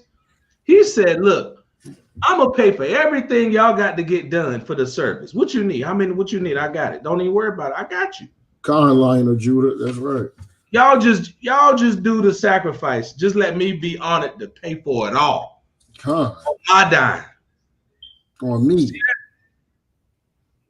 That's heavy right there. That King's tribe, he's the king of Asia, right? He's known, Seleucus. He known. This ain't no bum. And he said, bear all the costs belonging to the service of the sacrifices. Man, this right here was a beautiful time right here, man. But you know what, though? We're gonna show something. Like like the brother brought out earlier, we didn't care about money like that. We didn't care about the precious jewels and stones. We wasn't enamored by them things. We know what made us whole was the laws, man. All right. So now watch this right here. Keep reading down. Watch this. Verse 4. Mm-hmm. One assignment of the tribe of Benjamin. But one of the assignment tribe of Benjamin, who was made governor of the temple. So now he had a little bit of power in the temple. So he knew what was going on. He knew where the money was. He knew where the gold was. Right, go ahead. Fell out with the high priest about disorder in the city. He did what? Fell out with the high priest about the disorder in the city. Now, all the time. It had to be one. It gotta be one. We doing good. The laws is being profound, being proclaimed in the city. We got the heathens coming over, bowing down, making supplication. And here come Benjamin. Here he come. Running around, causing confusion and strife. That dude. We love him. We love Benjamin. Don't get it twisted. Let's be careful for Benjamin come looking for Judah over here. Yeah. Benjamin come looking for Judah and Levi. You know what I'm saying? Read that again. Read that verse 4 again. Verse 4. But when Simon of the tribe of Benjamin, right, who was made governor of the temple. So he had he had some power, right? Fell out with the high priest about disorder in the city. And when he could not overcome Ananias. He couldn't what? Overcome Ananias. He couldn't overcome Ananias because Ananias hated wickedness and he loved the law. That's why he couldn't overcome him. Right. The Most High made sure he couldn't overcome him. Now watch this. Go ahead. He got him to Apollonius, the son of Darius, who then was governor of Seleucia, and Nice. And watch what he did. Watch what Benjamin does. And 6. And told him that the treasury in Jerusalem was full of infinite sums of money. Read it again. Verse 6. And told him that the treasury of Jerusalem was full of infinite sums of money. Infinite sums of monies. So that the multitude of their riches, which did not pertain to the account of the sacrifices, was innumerable. Salakia. Now we got to look at something right there. Now remember, we just read in verse 3 that the king, Seleucus, king of Asia, he said, I'm paying for all the sacrifices. I'm paying for everything. Don't even worry about it. So where was all the other money that was coming in that was donated for the widows and for the hungry and for those who was making supplication? Where was all that money? That was going to the storehouse. And Ananias being a righteous brother, he was saving that money for those people. He wasn't just out there just living lavish because he feared the Most High. You see that? Two different types of brother, same nation, two different types of spirits, two different types of brothers. Wicked Negroes, 2/3 Negroes that's going to get put to death. 1/3 of the brothers got the spirit of the Maccabees that's going to keep these laws until the end. We got to look at that thing right there because it said, read that verse 6 one more time. It's a lot of things. You know what's deep about this too, this portion here, is that they were still keeping the laws of the land. You know what I mean? How to govern the land, during that 7-year process. You know what I mean? Of holding, of not tilling the land for 7 years. You know what I'm saying? They were still doing that during this time. So they had all of that stored up too. That's an innumerable treasures. So there's fine linens, there's fine silks, cloth. You got to remember the kings were bringing their best to help decorate and ornament the place. plus the other Israelites that was living righteous. God. So and then to say in this day and age, an innumerable amount of money, innumerable, infinite, like whatever we need, we could get this forever. Ben Yum got him stuck up, man. But Yum trying to set the boys up with the chopper. He like, listen, man. I know this dude, man. He got everything, man. He got everything. Right, he got everything. He got it over here. We know dudes like this, bro. Mm-hmm. You know what I'm saying? Like, yo, bro, man, listen, man. We can run up in this spot, man. I know where everything at, man. He got it all out there. Right. He got an infinite amount of that stuff.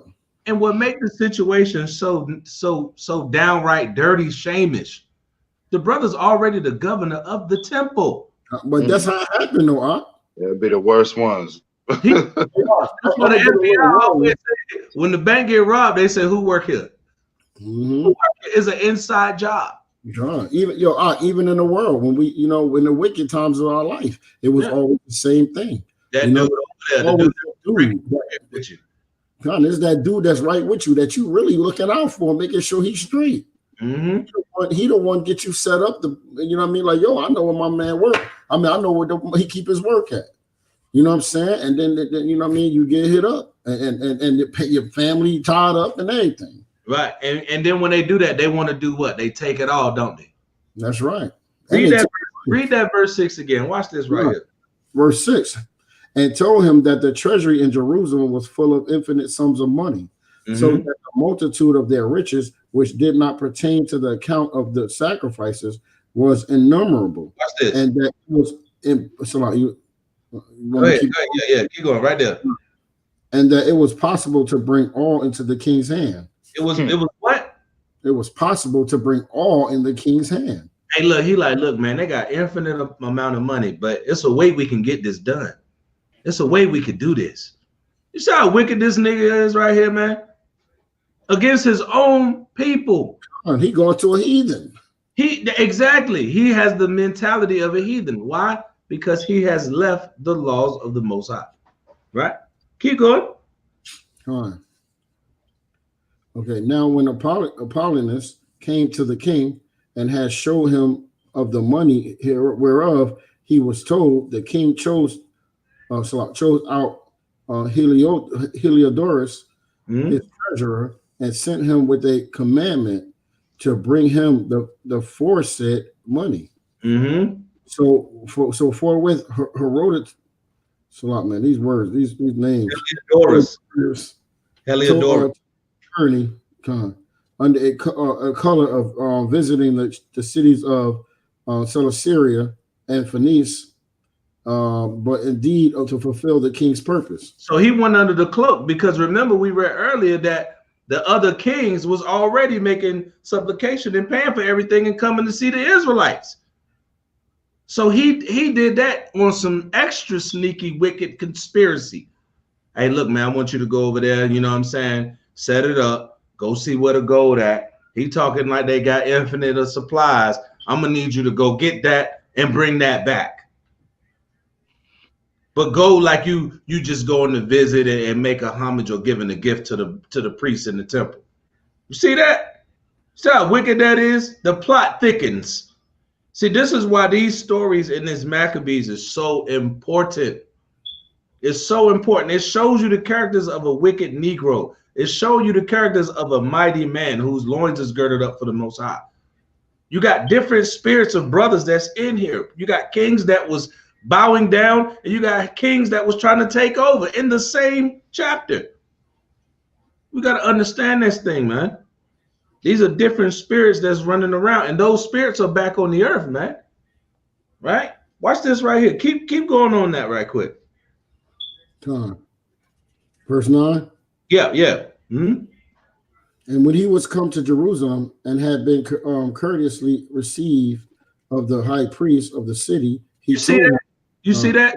He came to the city, and they said, "Look, come on in, brother. Come on in. You come on in. And you know how we are.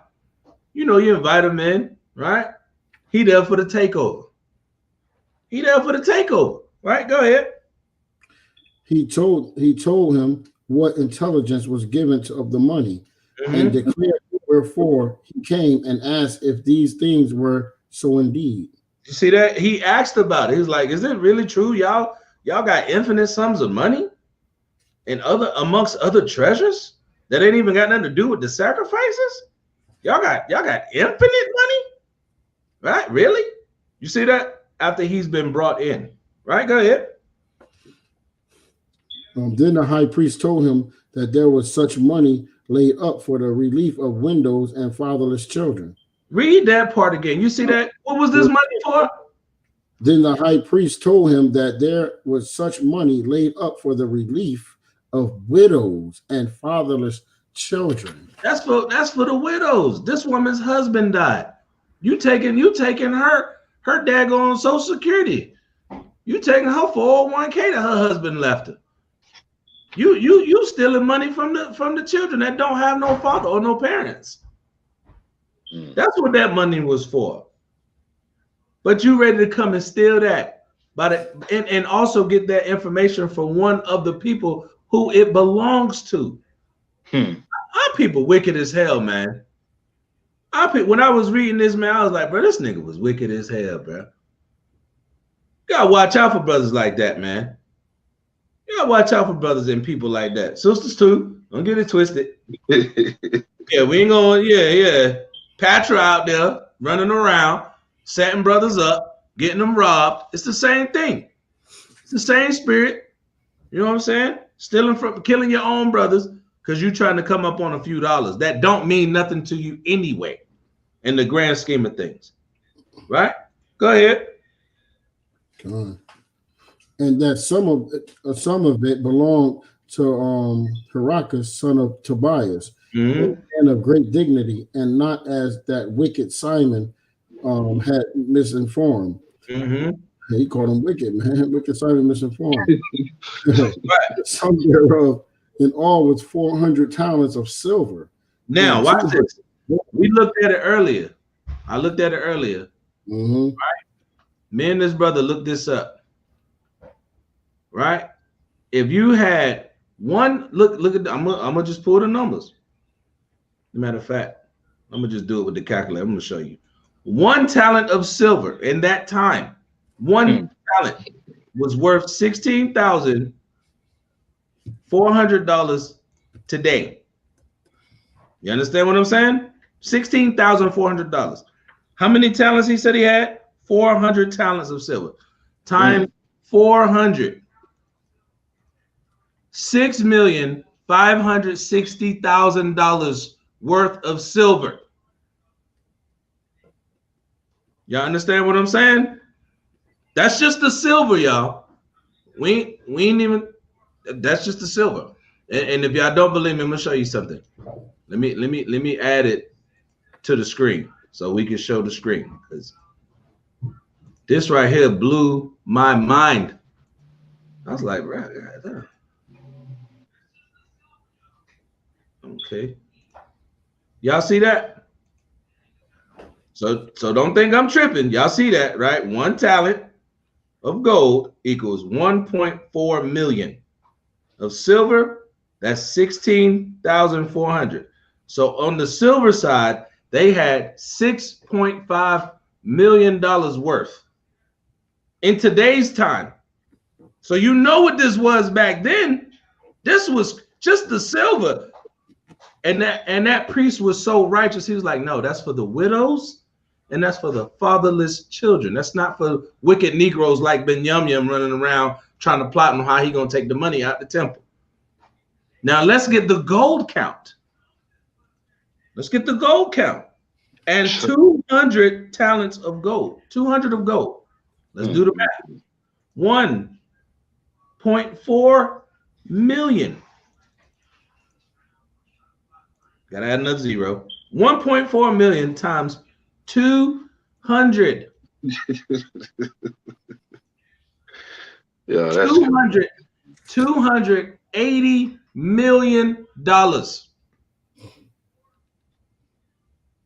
$280 million in gold. Now, that's just the gold that they have to give to the families. But you got to remember, Solomon built this thing out of pure damn gold and silver and precious stones. So we got to understand. Now you see why the other kings and the other nations came bearing gifts. Because it's like, dang, these people keeping the laws of the Most High, of their God, and he gave them this? Bro, that's an unfathomable amount of money. Like $280 million in gold, in real precious money. Like, that's real money.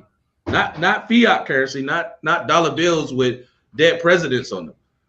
Real gold, real silver on the floor in the treasury at the temple that's made out of gold. Come on, man. And we don't want to have the pride and the spirit of the Maccabees to get that back or fight for that. Mine is blown. Right? Let me see.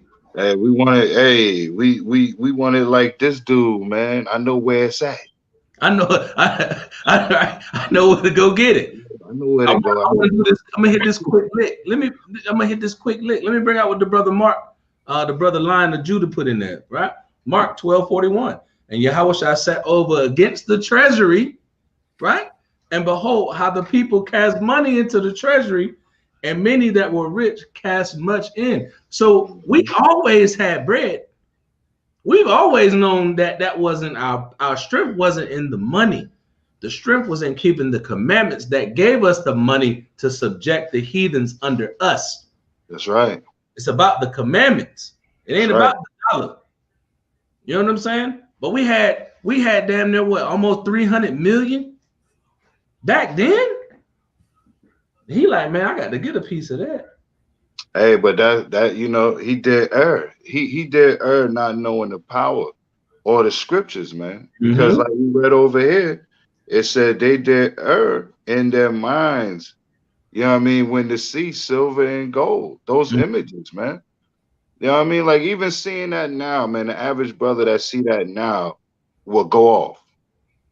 Mind blown. Somebody right now that's plotting right now, man. Listen, they get that type of they get that kind of money. I'm coming to see them boys.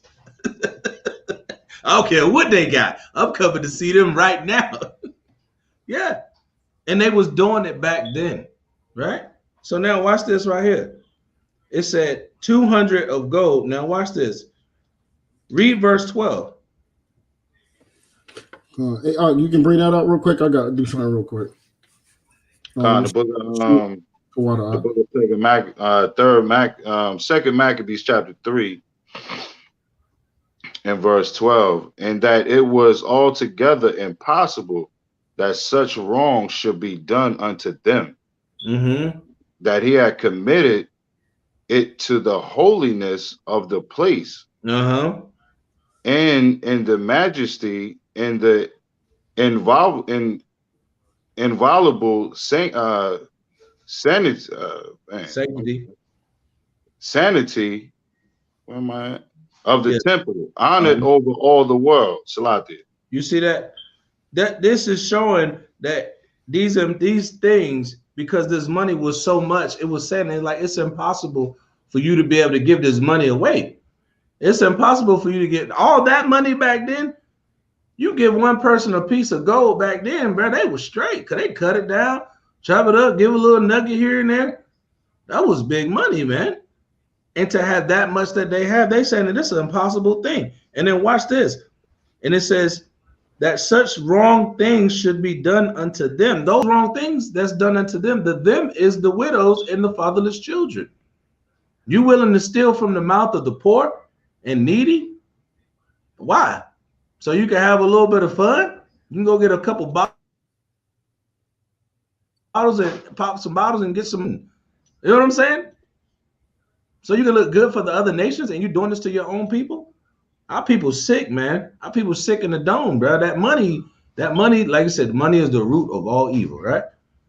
For the love of money, not money itself, the love of money. Because that brother was sitting on 280 million plus. And that brother was righteous with the money and knew what it was for, right? But go ahead. Well, Hilidorius, because of the king's commanded given him, said that any wise it must be brought into the king's treasury. He like, I got to hide that. I don't give a damn what's going on. I'm finna get that. Right, go ahead.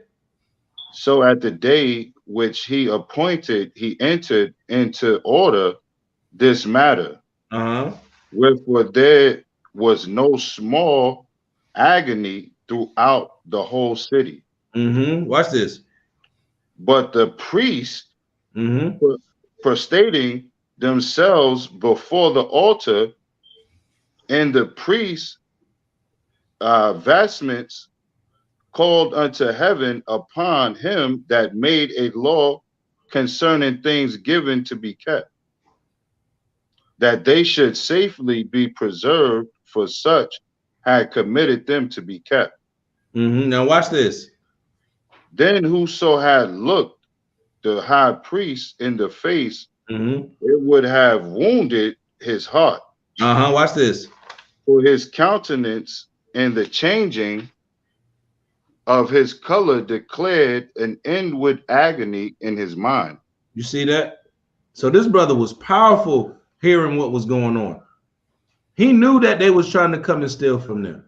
He knew that they was trying to come to Israelites, trying to rob the Israelites and go in the temple and desecrate it. And it just got dedicated back to us. We got to remember that too. This thing just got dedicated back to us, and brothers died for that. You see that? So you know he was stupid pissed. He had that same spirit that Mattathias had when they ran up and slaughtered the swine on the tried to slaughter the swine on the temple. Tried to slaughter on the altar. He ran up and killed 2 dudes. So you know this brother's like, this a righteous brother. Onias was a righteous brother, right? And then Helidorius was the one that put it out there, right? He the one that was running the show. Right? Now what I want you to do is jump down to verse 27. Verse 27, and Helidorius fell suddenly unto the ground and was compassed with great darkness. But they that were with him took him up and put him into a litter. Right. Thus him that lately came with a great train and with all his guard unto the said treasury, they carried out, being unable to help himself with his weapons. And manifestly they acknowledged the power of the Most High. When it's all said and done, when everything's said against you, when they're coming in with the weapons, and it's all about the money and the greed and the envy, and your elder and your leader is down, what are you going to do? Read that last line again. And manifestly they acknowledge the power of the Most High. They acknowledge the power of the Most High. Keep going. For he by the hand of the Most High was cast down and laid speechless without all hope of life. He was, you see that? Go ahead. But they praise Yahweh. What did they do? But they praise Yahweh. That had miraculously honored his own place. Go ahead. For the temple, which is little or full, was full of fear and trouble. Was full of fear and trouble. Go ahead. When the Almighty Yahweh appeared, was filled with joy and gladness. So when everything is going against you, when you come back and make that supplication to the Most High, joy and gladness is what fills that void. That darkness, right? Go ahead. Verse 31. Then straightway certain of Helidorius' friends prayed Onias that would call upon the Most High to grant him his life, who lay ready to give up the ghost. And Helidorius was ready to give up the ghost. But what was this man Onias known for? He kept the laws very well. And he's had hatred of wickedness. That's who they asked that man. The brother who was out there sighing and crying, that hated wickedness and lived by the laws of the Most High. All right, go ahead. So the high priest, suspecting lest the king should mischievous misconceive that some treasure Treachery had been done. treachery had been done to Helidorius by the Jews, Mhm. offered sacrifice for the health of the men. You see that? He's saying that, look, if the king should misconceive that some treachery had been done, he said he offered a sacrifice for the help of the man. Right?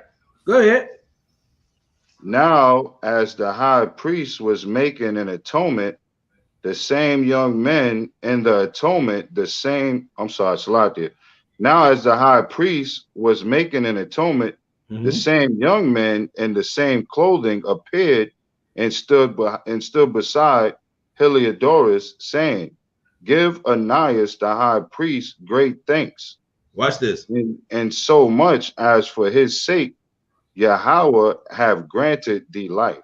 Just because this brother right here was keeping the laws of the Most High and was an honest, just, and righteous brother, you're living right now.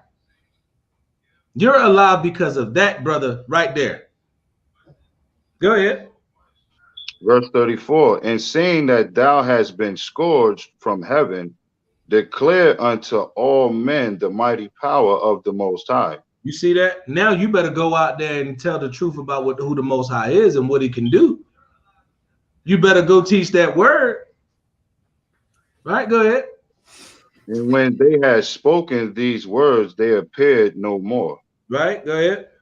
So Heliodorus, after he had offered sacrifice unto Yahweh and made great vows unto him that he saved his life, and saluted Ananias, returned with his host to the king. So now they walked out of there what? Finished. Down. Everything that they came to plot against that righteous brother in that temple, it was nah. You almost died this day. And the brother that you tried to plot on is the only reason why you're alive. You gotta understand the power of the Most High right there, man. That dude got put to death right there. He was ready to give up the ghost. And this righteous brother and his brothers around him made supplication to get this brother back up. And he was able to go back to his king. And now he's charged with testifying and manifesting the name of the Most High. He got to do it now. Right? Go ahead.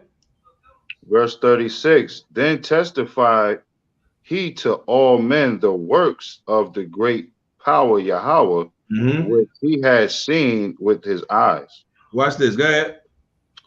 And when the king asked Heliodorus who might be fit men to be sent yet once again to Jerusalem, he said, Watch this. If thou hast any enemy or traitor, send him thither.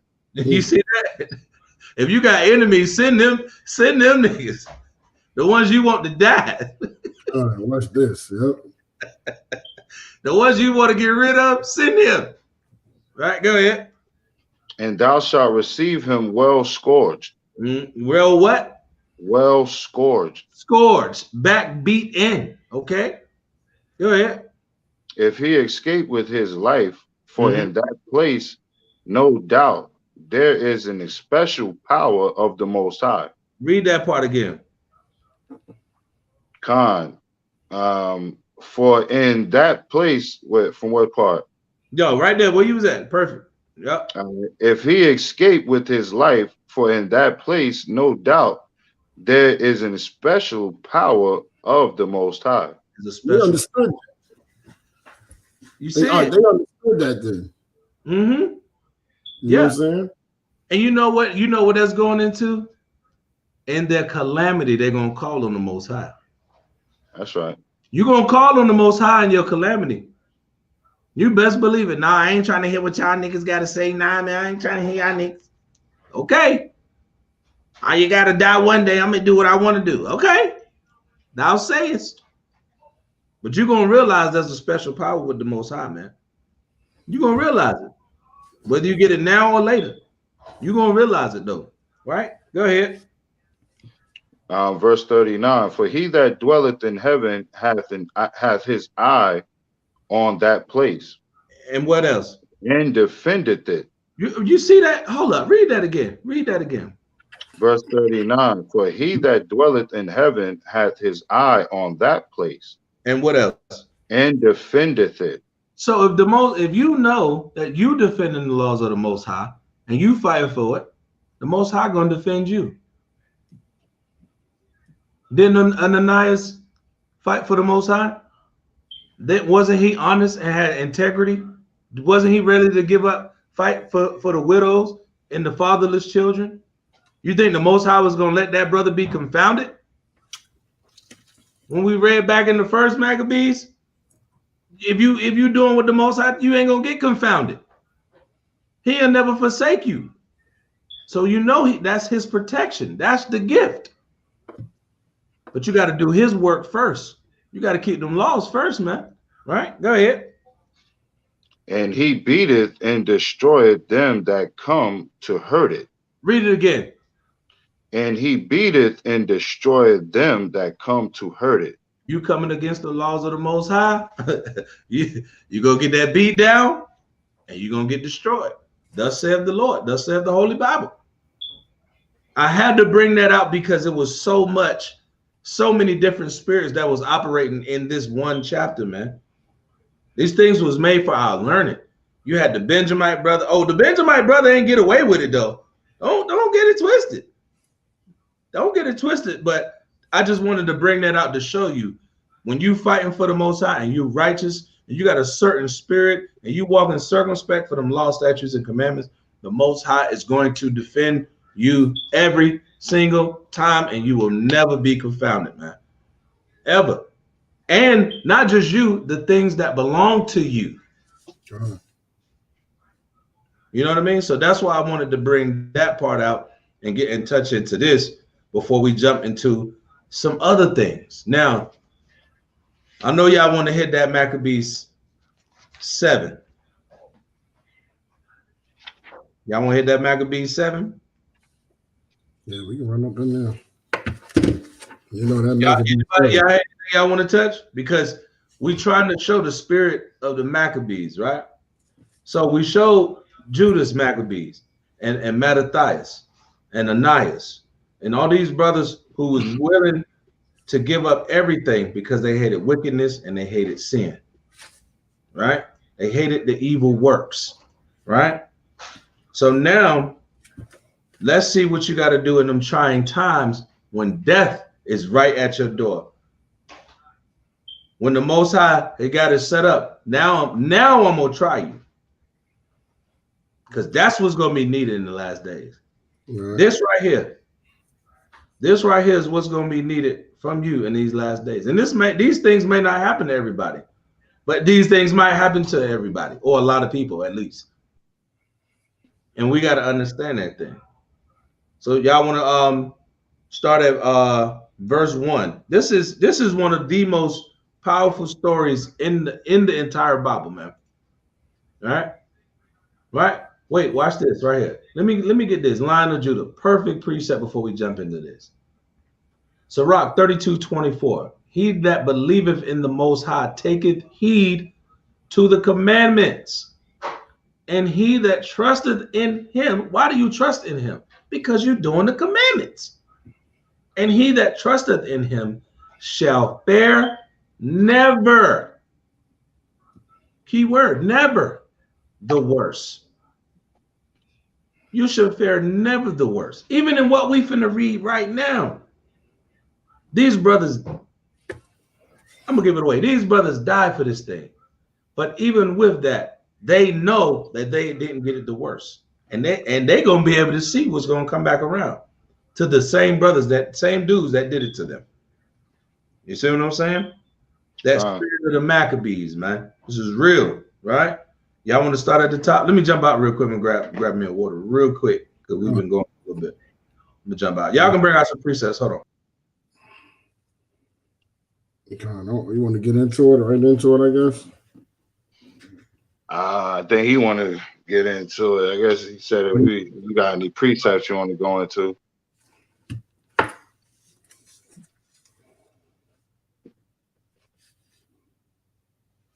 You got a precept, right? Let's see. Man, we know we got stuff all over here, man. I'll bring out something because you know, like what the brother just brought out, you know, it's powerful. You know what I mean? Now we gotta fear the Most High, you know, and put off all manners of wickedness and filthiness from away from us. You know what I mean? So the book of 2 Corinthians, chapter 7, verse 1, having therefore these promises. Having therefore these promises declared, beloved, let us cleanse ourselves from all filthiness of the flesh and spirit, perfecting holiness in the fear of our power. You know what I mean? So we got to put off all manners of uncleanness. You know what I mean? Eating unclean foods like we about to go into. You know what I mean? The spirit of not subjecting ourselves to eating things that go against the dietary law. Because you got brothers in the ancient times that was ready to die for that thing. That's right, man. And that proves you how serious that is. I'm gonna bring out Proverbs 28 and 4 and 5. It says, they that forsake the Lord praise the wicked, but such as keep the Lord contend with them. You understand? Them brothers contended with that, man. You know what I'm saying? Evil men understand not judgment, but they that seek the Yahweh understand all things. These brothers that we're about to get into, man, they understood. The mom understood. You know what I'm saying? They understood that. Listen, we understand that. They understood that if they die here, if they kill the body, they can't kill the body and the soul, man. That's right. They feared the Most High, man. You know what I'm saying? They didn't fear these evil men. You know what I'm saying? And that's how we gotta be in these last days, man. That's right. Hey, Salah, King Salah. I had to grab me some water and take a look. Let me get another one. Where y'all at? We just bringing out a couple precepts real quick. Okay, con. Let me go to Proverbs 4 and 3 and 24. I'm 24 because I can go up, but when thou liest down, thou shalt not be afraid. Yea, thou shalt lie down, and thy sleep shall be sweet, man. You know what I'm saying? Like, we're not supposed to fear nothing, man. When you have faith in Hamashiach Yahawashi, man, and the Most High, man, Yahawashi, yo, man, you don't have to fear nothing, man. Mm-hmm. You know what I'm saying? We're going to get into that, man. These brothers, man, and the mom, they ain't had no fear. They ain't worried about them killing the body. You know what I'm saying? They knew that thing. What was you just reading that? Verse 24 and 20. 3 and 24. Can you read verse 25 and 26? It says, "Be not afraid of sudden I should have went down. Be not afraid of sudden fear, neither the desolation of the wicked when it cometh, man." Yeah. Right. Go ahead. For Yahweh shall be thy confidence, man. Shall keep thy foot from being taken. So they may be able to take your flesh from you. They may be able to torture you a little bit, but they can't destroy your soul and your connection to the Most High. That's the key. That's the key, man. And that's a beautiful precept right there, because this goes right into what we about to get into. That's right. Hold up, I might have one more. Hold on. Okay, come.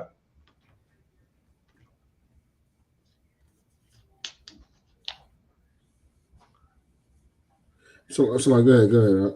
I got one real quick. The book of Isaiah, chapter 50 and verse 5. Isaiah 50 and 5. Come. The book of Isaiah, chapter 50 and 5. Yahweh, thy power have opened mine ear, and I was not rebellious, neither turned away back. You know what I mean? So once we receive the knowledge, you know what I mean, of the power of our light, you know what I mean, which is these law, statutes, and commandments, man, ain't no turning back. You know what I'm saying? Once you put away off that filthiness, you ain't supposed to go back. You know, you're supposed to keep on striving and keep on going to build on perfection, not going back into wickedness, man. I know you about to read the rest of that. I know you finna read the rest of that. All right, let's get it. And gave, all right, verse 6. I gave my back to the smiters, and my cheeks to them that plucked off the hair. Watch this. I hid not my face from shame and spitting. Your enemies gonna want to break your neck. They're gonna want to destroy your face. They're gonna want to embarrass you and spit on you. Right? Go ahead. That's right. For Yahweh, thy power will help me.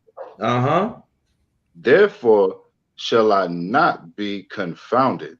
We will not be confounded. Go ahead. Therefore have I set my face like a flint, and I know that I shall not be ashamed. You cannot be ashamed, fearful, and scary out here when we're dealing with the Most High. Like you said, brother, ain't no turning back. Ain't no turning back. You done found the truth. You done got woke up. Where's you going? What is you doing? He said they gonna spit on you. He said, hide not your face from that shame. They gonna spit on you. Don't think they spit on Christ? You don't think they smited Christ on his back? Right? Plucked off his beard, clowned him, tried to embarrass him, hung him, pulled his flesh off his body. They always have done that. Brothers have always kept the laws of the Most High. I think that's somebody's what's that right there? Y'all good? Yeah, I wasn't mine. I don't know who that was. Maybe somebody phone or something. Yeah, that was my phone. Little vibration. All right, con. But that's important though, right there, man, because that's a heavy precept. So we showing the scriptures is saying the confidence that you got to have in the Most High, the spirit of not being fearful in the Most High, right? Enduring to the end, no matter what your enemies are gonna come up with you against you in these last days, man. So let's jump into it. Y'all want to go ahead and jump into that? And we could close it out with this right here, man, having the spirit of the Maccabees in these last days, man. All right. All right. Let me bring out one out. Let me bring one more out. Go ahead, King. All right. And you know, we getting into this, man. Like I was saying, like, you know, with this walk, man, you got to be able to be ready for things that can happen, man. You know what I'm saying? And that's what we're going to get into, man, for this laws, man. It says, and, you know, like Yahawashi did, man, it said, this Matthew 16:24, it said, this said Yahawashi unto his disciples, if any man will come after me, let him deny himself and take up his cross and follow me. Whoever will save his life shall lose it. We're going to get into that too, right? And whosoever will lose his life for my sake shall find it. You know what I'm saying? So, yo, bro, I mean, we got to be willing to do that, man. You got to be willing to do it. You got to be willing to do it. At the end of the day, that's what it's all about. Like, hey, like sister said right here, this, when I first read this, I cried. I cried 2 times when I read the Bible. When I read what they did to Yahawashi, I cried. And I cried when I read this the first time. When I first read this story, when I first got my apocrypha and I turned and I read this right here, I cried. I got to add one too. What'd you say? I got to add one more that made me tear up. Go ahead. So I said that the next time he takes the wine of the grape of this vine is going to be in the kingdom when we in the kingdom, brother. That was so powerful to me, man. That joint hit me hard, bro. Right. You know what I'm saying? Because he love his wine, man. Right. He needed a drink. Christ needed a drink. He needed a drink. He needed a drink. Messing with these hard-headed Negroes, yes. And he died for that. No greater love than the man that laid down his life for his brother. That's right. That's real, man. So let's get into it, man. Let's get into it. Let's bring it on home, man, for the people, man. You could either one of y'all can exegete, or I'll just bring it out. I'll read it, or however y'all want to do it, because it ain't really even, you gotta break nothing down really. Yeah, well, I mean, this is a read right here. It's just all just read this straight through, man. Yeah, this just already ready, right? Let's get it. And if y'all got something y'all want to bring out, just say Salaki, let me know. So I'll stop. The book of 2 Maccabees, chapter 7 and verse 1. Good one, line of Judah. Salaki, yeah. What'd you say? You know, line of Judah put a good one up there. What he put up there? Except that Psalm 33:18. Let's get it real quick. Psalms 33:18. Behold, the eye of the Most High is upon them that fear him. Didn't we just read that? How the Most High is looking down and he's going to protect those, right? Behold, the eye of the Most High is upon them that fear him, upon them that hope in his mercy, to deliver their souls from death. Verse 20, our soul waiteth for the Most High. He is our help and our shield, for our heart shall rejoice in him, because we have trusted in his holy name. All praises to Yahawashi, man. And that go right into what we getting into. And go right into what we getting into. All praises, Katana, all praises. Line of Judah, y'all in the spirit, man. This thing's serious, right? Let's get it. Second Maccabees chapter 7 and verse 1. It came to pass also that 7 brethren with their mother were taken and compelled by the king against the law to taste swine's flesh, and were tormented with scourges and whips. But one of them that spake first said thus, What wouldest thou ask or learn of us? We are ready to die. Like off the rip. He like, look, bro, y'all already done whipped the scourges, beat our back in.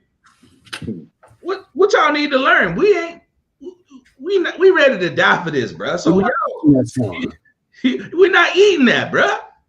What is you gonna do? Go ahead and kill us. And people run around here like that's a small thing, man. This should give you strength to not eat swine, man. That's bacon. That's right. For your baconator. You see what I'm saying? Our people eat baconators, and reading this right here is crazy. Yeah. And read this right here. He said, and then you know what it is, but you know it's talking about food, because he said by the king against the law of the Most High, to taste swine's flesh, just to let it, look, man, just touch it on your tongue. Just get a little bit of the crackling. You all right? You okay? They're like, nah, we ready to die, bro. Right? And were tormented with scourges and whips. But one of them that spake first said thus, what wouldest thou ask or learn of us? Like, what is you trying to prove? Like, what are you thinking that you're gonna get out of this? Right?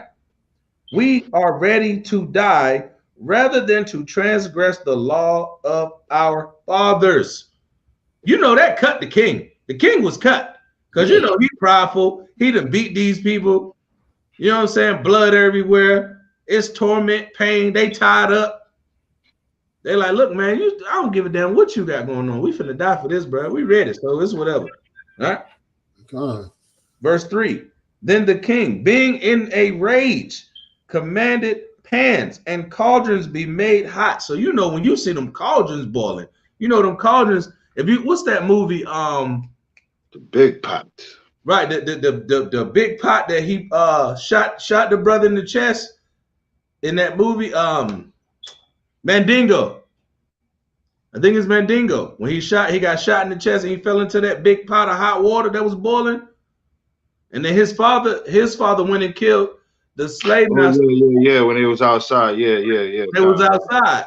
Go check it out. He shot him in the chest and he fell in a big cauldron, boiling with hot water, right? So they made these ready. Look what it say. Then the king, being in a rage, commanded pans and cauldrons to be made hot, which for being heated, he commanded to cut out the tongue of him that spake first. So he like, oh, you opening your mouth? You talking against me? I'm the king. Let me cut your tongue out your mouth. You understand that? Right? cut his tongue of him that spake first, and to cut off the utmost parts of his body. You got to understand what's going on right here. That's castration. God. That's castration. The outmost parts of your body on a man, that's your rod. That's right. So not only did he cut his tongue out of his mouth, he cut the man rod off too. And not to mention whatever fingers or limbs, you know, cut his ear off, cut his nose. You know what I'm saying? Right? He said, and cut off the utmost parts of his body, the rest of his brethren and his mother looking on. So he tied up, screaming, cut up, getting castrated, and his mother and his brethren looking on. And you know what kind of spirit had to befall on them to see that? This is a powerful scripture and time in the Bible that we got to understand. Now watch this. Verse 5. Now when he was thus maimed in all his members, so they didn't pretty much destroy this man's body, he commanded him, being yet alive, to be brought to the fire. So they didn't whip him first, cut his tongue out, cut his rod off, beat him to death, spit in his face, right? He's still alive, right? And in all his members, he commanded him, being yet alive, to be brought to the fire. And then, watch this, and to be fried in the pan. Who thinks of that? Esau. They was doing it to you Negroes the same way here in America. Only Esau. In the 20s, in the 30s, in the 1890s, in the 1776s. Yeah, they was doing you the same way. Beating your ass with a bat, whip, chain, whatever they had, scourge. Then after that, they cut your rod off the same way.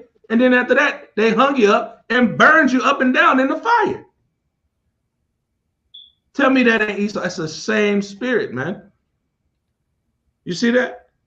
It says, now when thus maimed in all his members, and in all his members, he commanded him, being yet alive, to be brought to the fire and to be fried in the pan. And as the vapor of the pan was for a good space dispersed, they exhorted one another with the mother to die manfully, saying thus, the Most High, thy power looketh upon us. Wait, what we just read? Lion of Judah, I gotta bring it out. Behold, the eye of the Most High is upon them that fear him. That's right. Upon them that hope in his mercy, to deliver their souls from death. You got to understand that, to deliver their soul from death. This body, the flesh, profiteth nothing. Right? And they knew this. The Most High God looketh upon them, and in truth have comfort in us, as Moses in the songs which witness to their faces declared, saying, and he shall be comforted in his servants. So when the first was dead after this manner, they brought the second to make him a mocking stock. And when they had pulled off the skin of his head with the hair, scalp this dude. Scalp this dude, right? They asked him, wilt thou eat before thou be punished throughout every member of thy body? Is you ready to eat? You ready to partake in these chitlins? You ready to partake of these chitlins? You ready to get some of this Christmas ham, buddy? Or we gonna put you to death like we just did your brother. You see that? But he answered in his own language, the Hebrew, his own language, and said, no, la'ah. Right? You ready to eat that swine? La'ah. So you know that made him even big mad, because he didn't even give a response. He just said no. One word, period. The whole sentence. One word, no. Right? Wherefore he also received the next torment in order as the former did. So he went down manly like his brother. Right?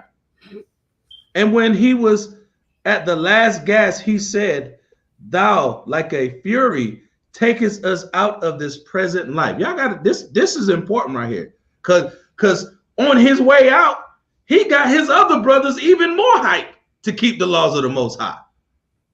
Watch this right here. Let me read this again.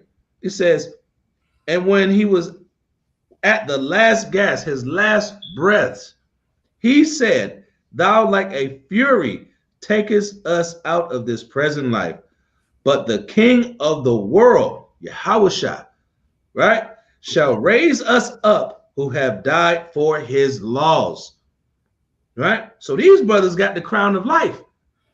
Right? They got the crown of life. Somebody grab that real quick. That Revelation. What is it? Gotta get that real quick, man.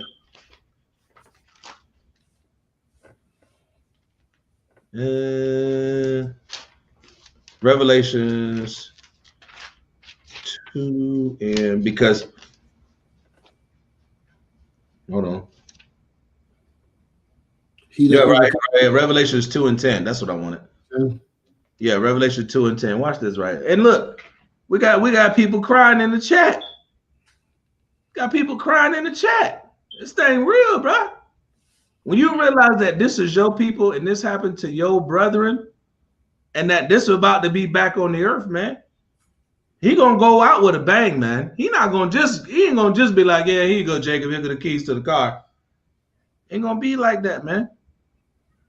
But it's all praises, man. I'm honored to be able to bring this out, right? Bring that Revelation chapter 2 and verse, man, get verse 9.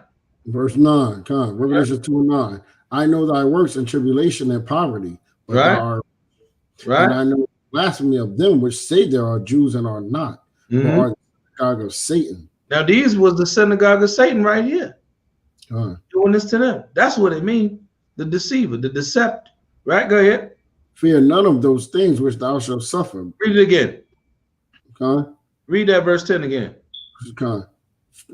Fear none of those things which thou shalt suffer. Fear none of those things which you gonna suffer. Right? Go ahead.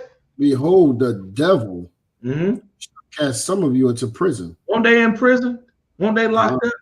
Won't they tormented? Go ahead. That ye may be tried. That you may be tried. That don't mean like you're gonna go stand in front of the court and no, he gonna try you to make you eat that swine. He gonna try you to break the laws of the Most High. He gonna try you to keep you from making the kingdom. That's his job, right? Go ahead. And ye shall have tribulation 10 days. And you're gonna have tribulation. That's just a completion of you getting your ass whooped and being tortured. That's right. Watch this though. Be thou faithful unto death. Do what? Be thou faithful unto death. Be thou faithful unto what? To death. Be thou faithful unto death. And what did he say he gonna give us? This in red. Will give thee a crown of life. And I will give thee a crown of life. That's your motivation in that trying time right there. Right? You got to remember that scripture right there in that time frame. I'm gonna read 11 too. Go ahead, King. He that have an ear, let him hear what the Spirit says unto the churches. That overcometh shall not be hurt of the second death. If you can overcome that temptation, if you can overcome that trial and punishment and anguish and be faithful unto death, what do you say? You will overcome and not be hurt of the second death. That's that fire. Read that. I'm gonna read that. I wanted to bring that out because he says, where was he at? When he said the king. Okay, verse 9. He says, and when he was at the last gasp, he said, thou like a fury takest us out of this present life, but the King of the world shall raise us up, who have died for his laws unto everlasting life. That's that crown of life. You see how important that is, man? Having that spirit of the Maccabees, man. That's just the first two, y'all. That's just the first two. It's 7 of these brothers, plus the mama.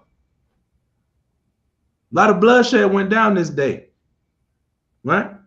But they making promises with their last bit of air. I'm not going to eat that. I'm not going to go against the Most High. I'm not going to break his law, statutes, and commandments. You got to kill me for that. Right? Verse 10. After him was the third made a mocking stock. Same way. Right? And when he was required, he put out his tongue, and that right soon, holding forth his hands manfully. He like, look, I'm going to put my tongue out, and then you can cut my hands off. I'm not eating no pork. You see what I'm saying? But I have people running around samboing, cooning, and butter biscuiting for a bowl of damn hot chitlins. Where shit is made, Salaki, but where doo-doo is made. You see what I'm saying? Our people love filth, right? He stuck out his tongue and his hands, right? And that right soon, holding forth his hands manfully, and said courageously. You see how they always got something to say, don't they? Courageously, right? These I had from heaven, and for his laws I despised them. The Most High gave me these. But if you want me to break the law, take them. You can have them. That's, hey, when you're dealing with a person like that that's willing to die for what they believe in, you better leave him alone. You better leave him alone, because he'll kill you. Right?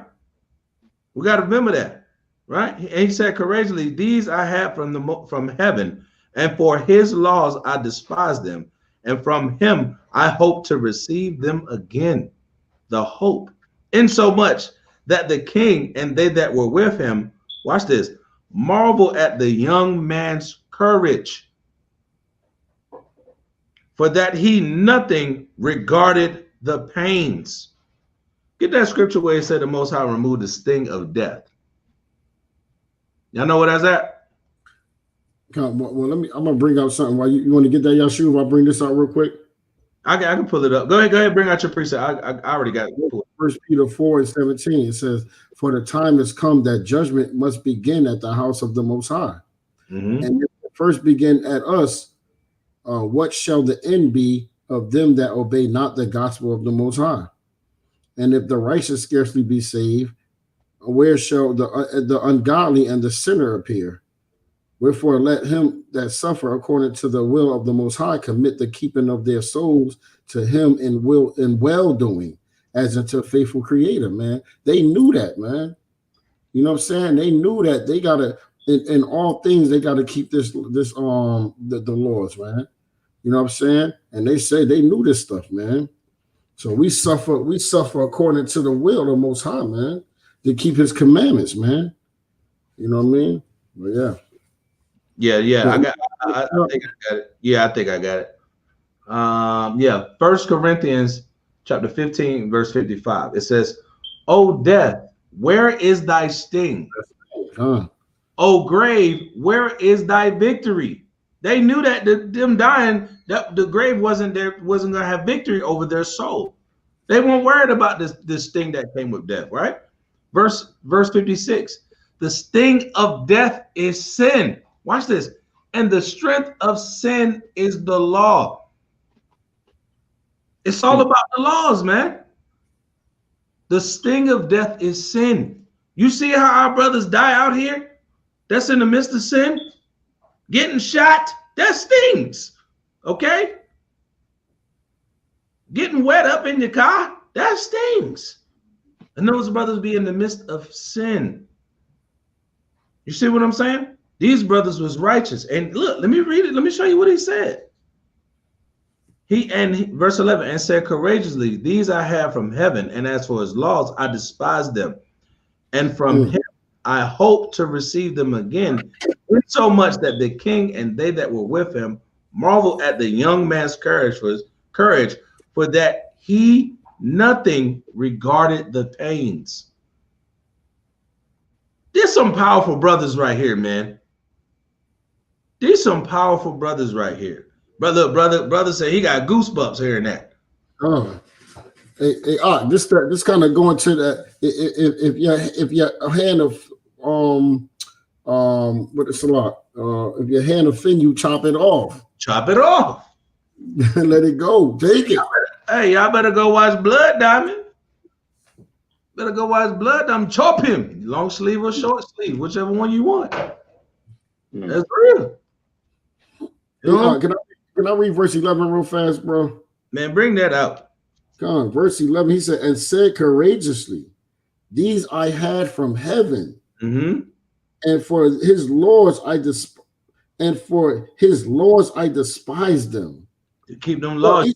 So his laws, I don't give a damn about these hands or these arms. They probably cool. Con, what you saying, that? And I think Shu was about to say something. Oh, okay, Con. Okay. Right. And from him, I hope to receive them again. And then hope. God, they have hope that if you take my arms, I'm going to receive it again, man. God. Now watch this right here. Let me jump down to 13, right? Say, yeah. He said he regarded not the pains, right? Now watch this, verse 13. Now when this man was dead also, they tormented and mangled the fourth in like manner. So they all going through the same thing. And what they don't understand is the more they do this, the more courageous their brothers is getting. That's right. The more defiant they are becoming, because look, you killing my family already. I got to go out with a bang like my brother. What you mean? We finna get down. What you mean, bro? This is the most powerful story, bro. I'm telling you, bro. Now, let me get verse 13. I'm going to start and bring it down. Now, when this man was dead also, they tormented and mangled the fourth in like manner. So when he was ready to die, look what he said. He said thus, it is good. His first three words is, it is good, right?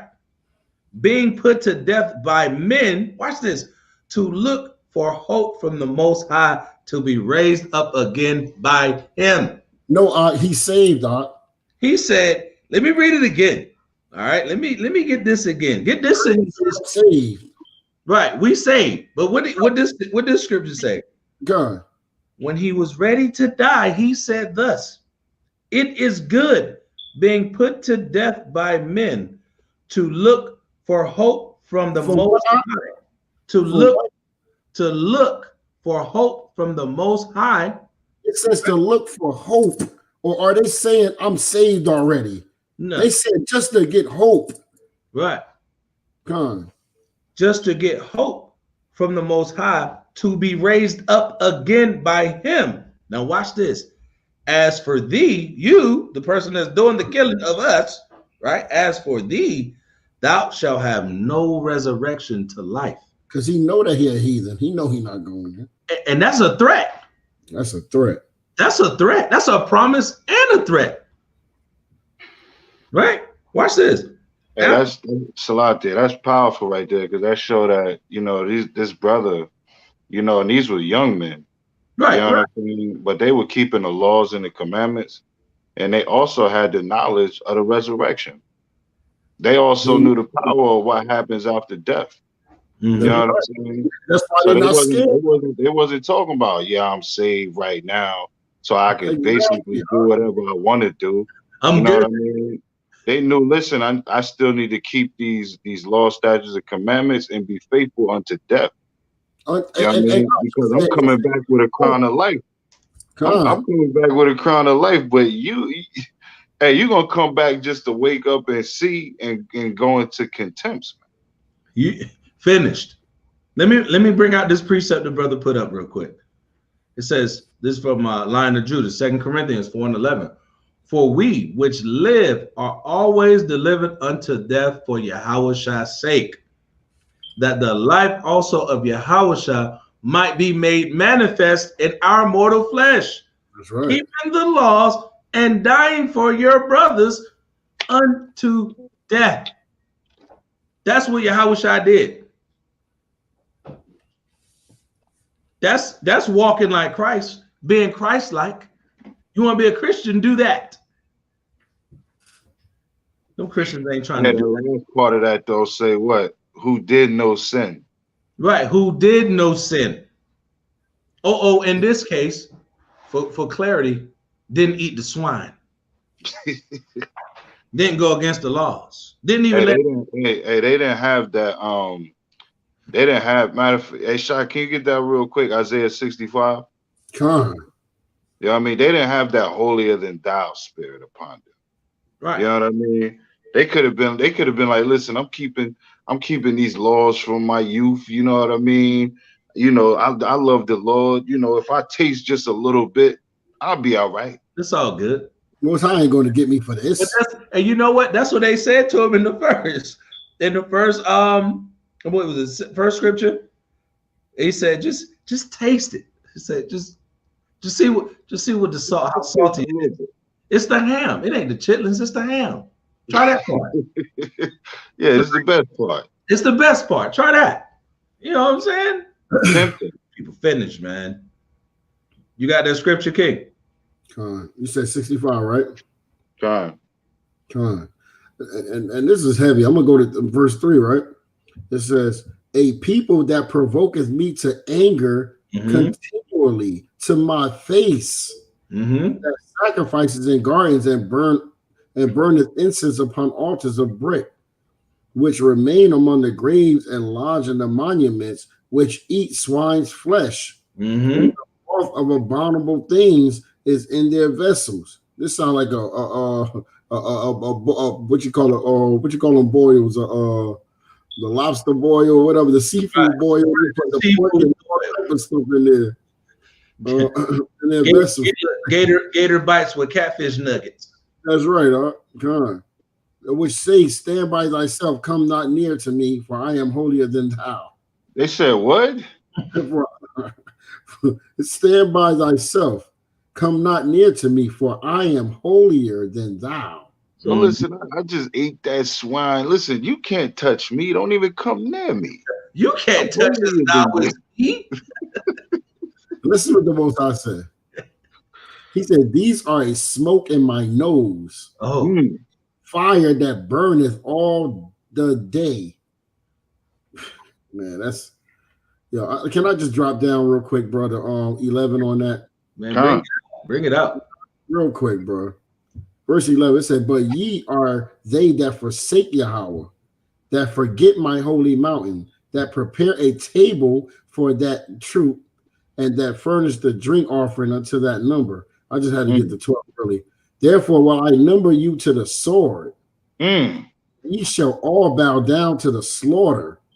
Because when I called, ye did not answer. When I spake, ye did not hear, but did evil before mine eyes, and did choose that wherewith I delighted not. When we eat pork and swine and all that stuff, that's abominable. And our women dress out of order, the brothers act out of order, whoremongering and all that stuff, brother. This is what the scriptures say to you, man. You know what I mean? It says that, but did evil before mine eyes, and did choose that wherein I delighted not. And we go to 60. Should I go to 66 real quick? Or I know we got a lot on this one, man, but we gotta tell them what happened when you eat that stuff, right? Right. And we just read that. I said they angered to his face, like he's pissed about that, man. Yeah, he's mad about that thing. He's mad, man. And these people eat pork like it's nothing in the so-called churches. Right. And you know what's funny? You said something that's powerful. The Most High is mad when we eat it. Right. He didn't get mad when we don't eat it. That's you see that that's showing you that these heathen and these other nations, even of your own, hate the Most High, man. Hey, how many times we was teaching brothers, right? And we told them, and they listening, and then we tell them, you can't eat pork. They go, oh, wait a minute. Oh, I'm good now. I'm good. Hey, hold it down, brother. God. And then they always hit you after you cut them with the scriptures. You bring out the Leviticus. Nah, man. Well, you got to die someday. God. And you know what I hit them with every time? Thou sayest. Thou sayest. I'm going to go Isaiah 66:15 real quick. Right. For behold, Yahweh will come with fire and with his chariots like a whirlwind, to render his anger with fury and his rebuke with flames of fire. For by fire and by his sword will Yahweh plead with all flesh, and the slain of Yahweh shall be many. Mm-hmm. They that sanctify themselves and purify themselves in the garden, behind one tree in the midst, eating swine's flesh, Mm-hmm. and the abomination, Mm-hmm. and the mouse, Chinese food, Right. shall be consumed together, says Yahweh. Shall be consumed together. So So these you're going to be consumed with every wickedness, every abominable thing, you're getting consumed also with the Right. same thing. with the same thing. Because they tell you, oh, pork ain't nothing wrong with it. You know, it's just pork. Like, it's eating food. The Most High not going to put me to death for that. Yes. Well, that's a lie. Yes, that's a lie. He will. He's going to. Yeah, he's going to. Eating your chicharrones. Your skins, your fat backs with your greens, right? Eating your pancake, you got a piece of a strick of lean, strick of fat over there. Right? Just keep doing it. Enjoy. The Most High gonna give you that special judgment. But we specifically talking to the people of our nation that's willing to keep these laws. This should be the motivating factor for you to go harder for the Most High, even in these last days. Go even harder when you hear these, man. Things say you're gonna be numbered to the sword, huh? Yeah, to the sword. Just for eating that. Hey, you saw what I brought out earlier. He said he's going to start at the house first. He's going to start home first. It's going to be a lot. Hey, but our people think we crazy. Our people think we crazy. Mom think we crazy. Daddy said he going to feed your kids. He going to feed your kids swine when you ain't around. Boy, you lost your damn mind. Hey, look, the Most High ain't. They do that stuff too. Yeah. Now, why you can't? Hey, look, man, I love y'all, but I can't even come to the family reunion. Y'all gonna have the ribs and y'all gonna have the smoked pig knuckles, and she gonna bring her famous shrimp Alfredo salad, and nah, I'm good. And all the pork, I mean, all the sides got pork in it.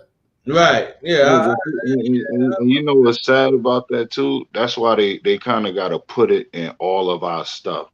Right? They got to put it in everything. They got to put it in your cookies. They got to put it in your toothpaste, your deodorant, your hair. You know what I mean? You can't even do nothing without having that stuff involved with it, man. And they get in the system, man. But you know what that is? That's to keep us unclean. They know that the Most High the spirit cannot dwell in an unclean body.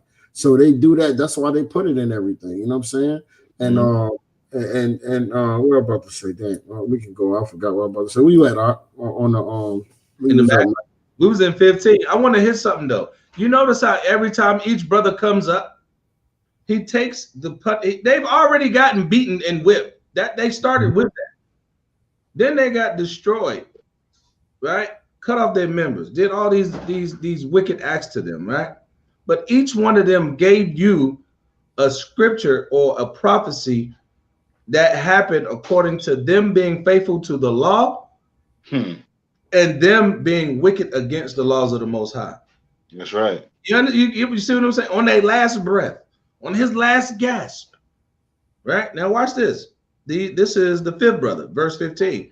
Afterward, they brought the fifth also and mangled him. Then looked he unto the king and said, see, right? Thou hast power over men, which is true, right? The king has power over men. Thou art corruptible, right? Thou doest what thou wilt. Y'all see that? I'm gonna do what I want to do. Did we bring that? We did a script. We did a lesson on there, right? Yeah. That's that Satan doctrine. That's what they all do. Do what thou wilt. YOLO spirit.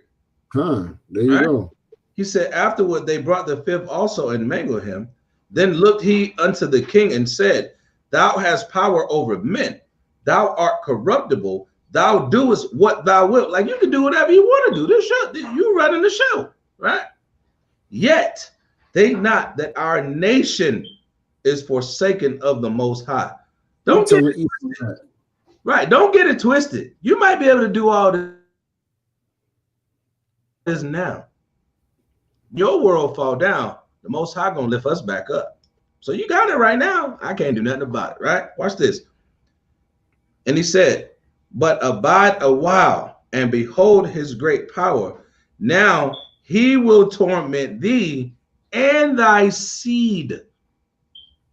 That's going into the book of Obadiah. They gonna get tormented and be the stubble. The same way that you doing these tormentors things to us, the Most High is gonna allow us to do these same things to you. You're gonna go into slavery. We're gonna beat your back in. We ain't cutting no rods off and doing all that. But we're gonna beat your back in. I might cut your tongue out. I might cut your hand off. Yeah, I'm with that. I might throw you into the fire pan. Hey, cut your hands off and still make you pluck cotton. Right, and then make you pluck cotton with the nubs. You out there like this, picking cotton. You still better make quota. Jokers like this. Play around, yeah, play around. He out there, Nubby Armstrong. We ain't gonna carry that day, right? Let me get that again. He says, "But abide a while, and behold his great power. Now he will torment thee and thy seed." Right? So they're all hitting them with something. They're all hitting them with a promise from the Most High unto death. So they speaking the words of what they know, right? Watch this right here. Now see, look. I got to bring this out. Brothers is putting some precepts in here. I got to bring this out. Let me get a couple of them, right? Line of Judah, Revelation 1:18. I am he that liveth and was dead, and behold, I am alive forevermore. Amen. And have the keys of heaven and Salaki, the keys of hell and death. That's Yahawashi talking, right? Let me get some more. Romans chapter 6 and verse 1. What shall we say then? Shall we continue in sin? Is we gonna eat the pork that grace may abound because we under grace? We got a time period. I can eat pork. I got grace. Right. The Most High forbid. Right? Let me get this other one he got up here. I love it. It's beautiful, man. Line of Judah again. 2nd Esdras 16:54. Behold, the Most High knoweth all the works of men. Like the fifth brother said, hey, look, man, the Most High know what you're doing. You in charge. You running the show. You know what I'm saying? This your world. The Most High knoweth all the works of men, their imagination, their thoughts, and their hearts. You're not going to get away from this. Most High know what you got going on and what you're thinking about. Right. Even the hearts and minds of these brothers. The spirit, they had the spirit on them like, look, it's going to go down. We don't care. We fear the Most High rather than men. We're going to obey him. Right? Verse 18. After him also they brought the 6, who being ready to die, said, be not deceived without cause. For we suffer these things ourselves, watch this, having sinned against our power. You see that? Because as a people, these things are allowed to come upon us because we've sinned against our God, right? Therefore, marvelous things are done unto them. This is a marvel. How these people, the most powerful people in the world, and they sitting up here getting put into slavery. They sitting up here on the bottom. They faster, stronger, better looking, everything than all the other nations. But they're on the bottom. That's a marvel, man. Right? It says, but think not that takest in hand to strive against the Most High, that thou shalt escape unpunished. You're not going to get away with this, bro. You see that? I love verse 20, y'all. Bring that verse 20. 20. But the mother was marvelous above all. Mm-hmm. And worthy of honorable memory, for when she saw her 7 sons slain within the space of 1 day, she bare it with a good courage. Right? This for the sisters out here. She bare this with a good courage. Right? Because of the hope that she had in the Most High. She had hope in the Most High, man. You know, the priest was saying, man, like he gonna start honoring that woman, man. That woman deserved honor. He said, and worthy of honorable memory. Mm-hmm. Priest Yakina, you know what I mean? That's true, man. That's just the worthy to be honored, man. Because that was strong, man. Right. And you know what? That's why we make we always honor our sisters, our women, our wives, our daughters, man, our mothers, man. Hey, all the ladies come up, give them a round of applause. We thank y'all. Y'all do the work. Y'all got to go through this too. That's what it's all about. The thought process that we just beat our women, hit them with vicious body blows, tell them to shut up and make biscuits all day, and then we just run through them and put them away, roll hard and wet, and we just throw them away and we don't care. On to the next one and do it all over again tomorrow. That's exactly what they think, huh? That's what they think, man. And we the total opposite of that. That's wicked. That's wicked to be like that to your rib, man. You know what I'm saying? Right? But wait, watch this though. Verse 21. Yea, she exhorted every one of them in her own language. So she giving them shout outs. My son number one, man, he did that thing, man. He came out, told the king, man, you know what I'm saying? Right? My fourth son, he was like, man, whatever. You can take my hands. You can get them all. I'm doing this for the Most High. Take it. I don't care.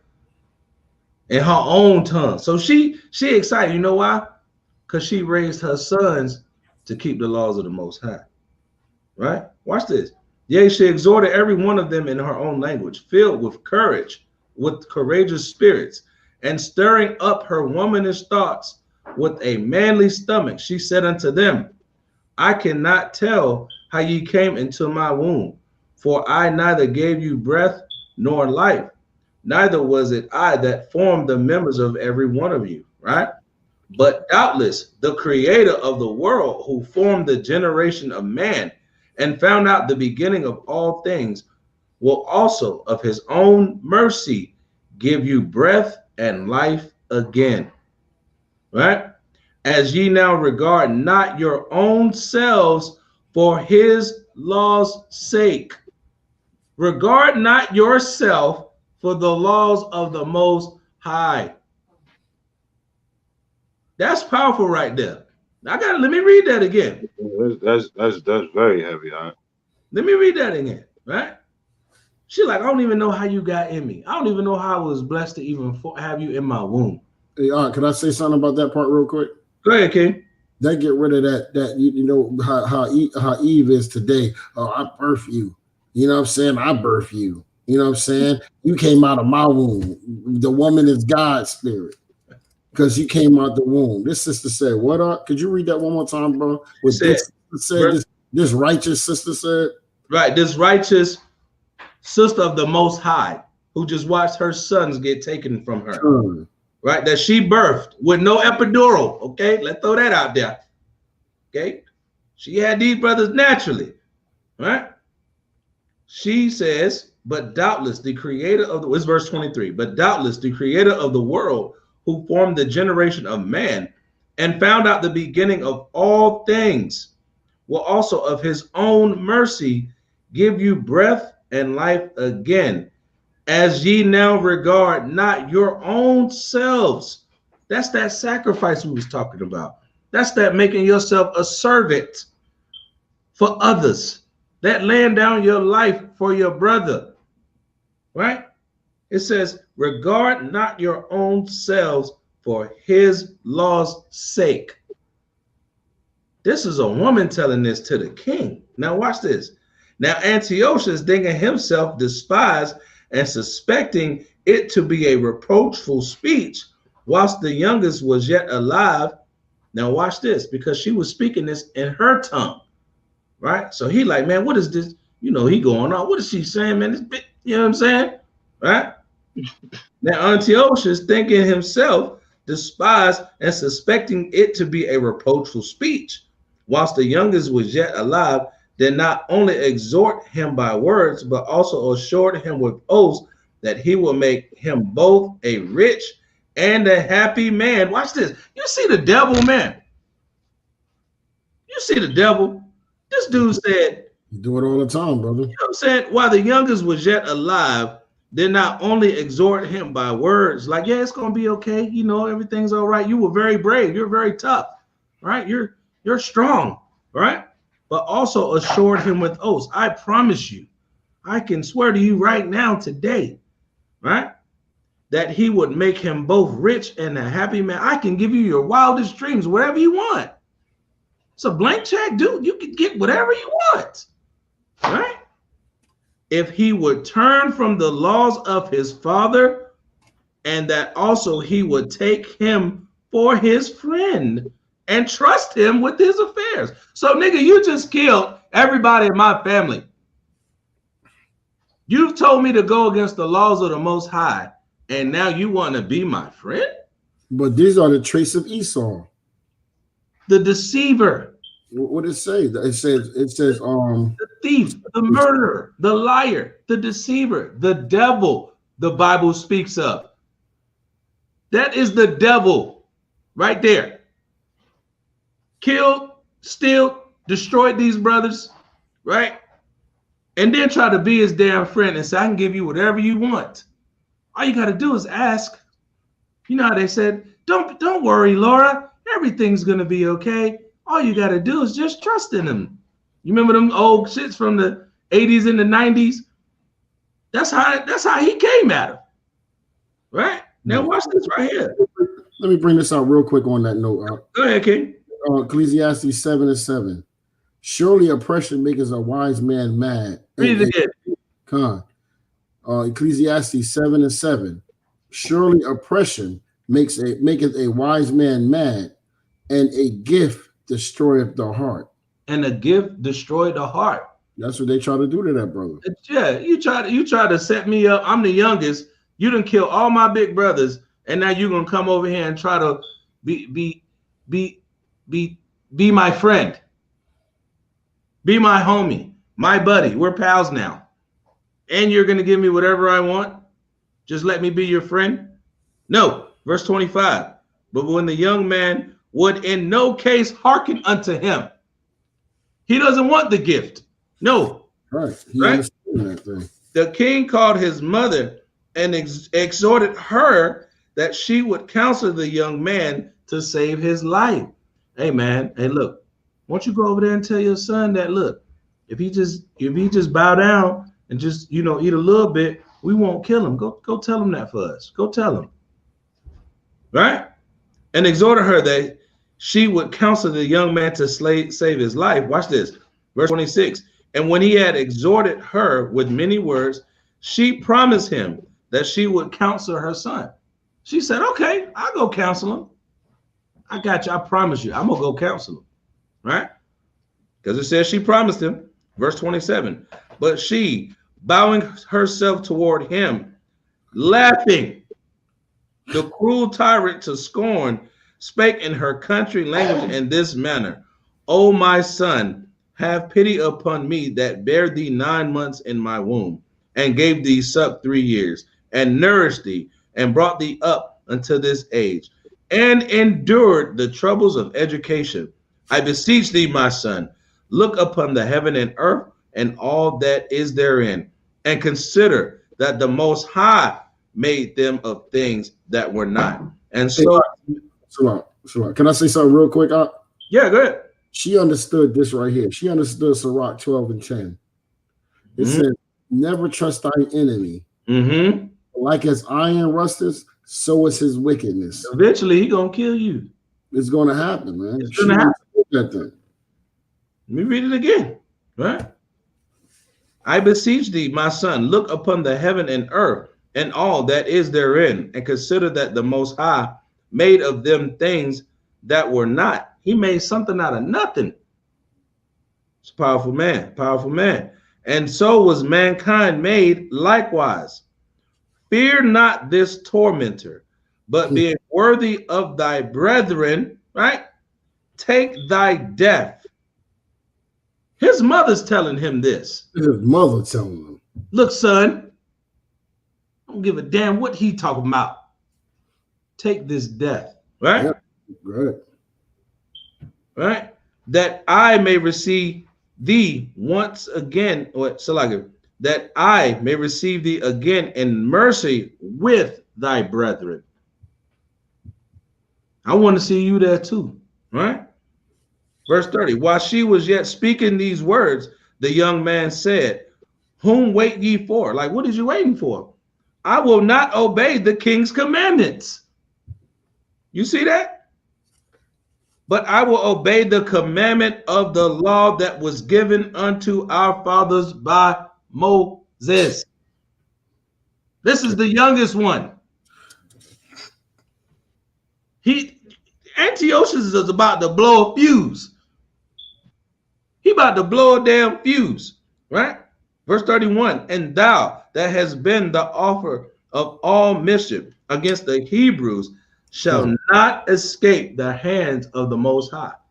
You're not getting away with this, bro. Good precept line of Judah, too. That's right. You ain't getting away with this. Watch this. Lion of Judah, gotta bring it out. Gotta bring it out. John 8:44. Ye are of your father, the devil. The Romans again. Ye are of your father, the devil. Antiochus Epiphanes, this dude was the devil on the earth. Chezibo, devil on the earth. God. Herod, devil on the earth. Christopher Colon, devil. All them.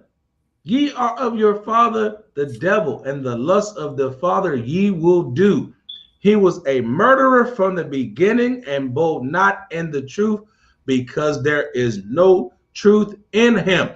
When he speaketh a lie, he speaketh of his own, for he is a liar and the father of it. Thus saith the Lord, thus saith the Holy Bible. Never trust thine enemy. Would you say, Shai? They already know that. You don't trust him. Just laugh in his face and take your death, and you're going to be all right. All right? Where was we at? Verse? Oh, yeah, the water for that precept. The water for that precept. 31. 31. And thou that has been the author of all mischief against the Hebrews shall not escape the hands of the Most High, for we suffer because of our sins. Verse 33. And though the living power be angry with us a little while for our chastening and correction, yet shall he be at one again with his servants. Going to return to his service. They knew that thing, man. Yeah. This is only going to last for a little while. Right? Hey, go ahead, King. Saladi. Like you see all of this, all of the torments that Antiochus put these brothers through, right?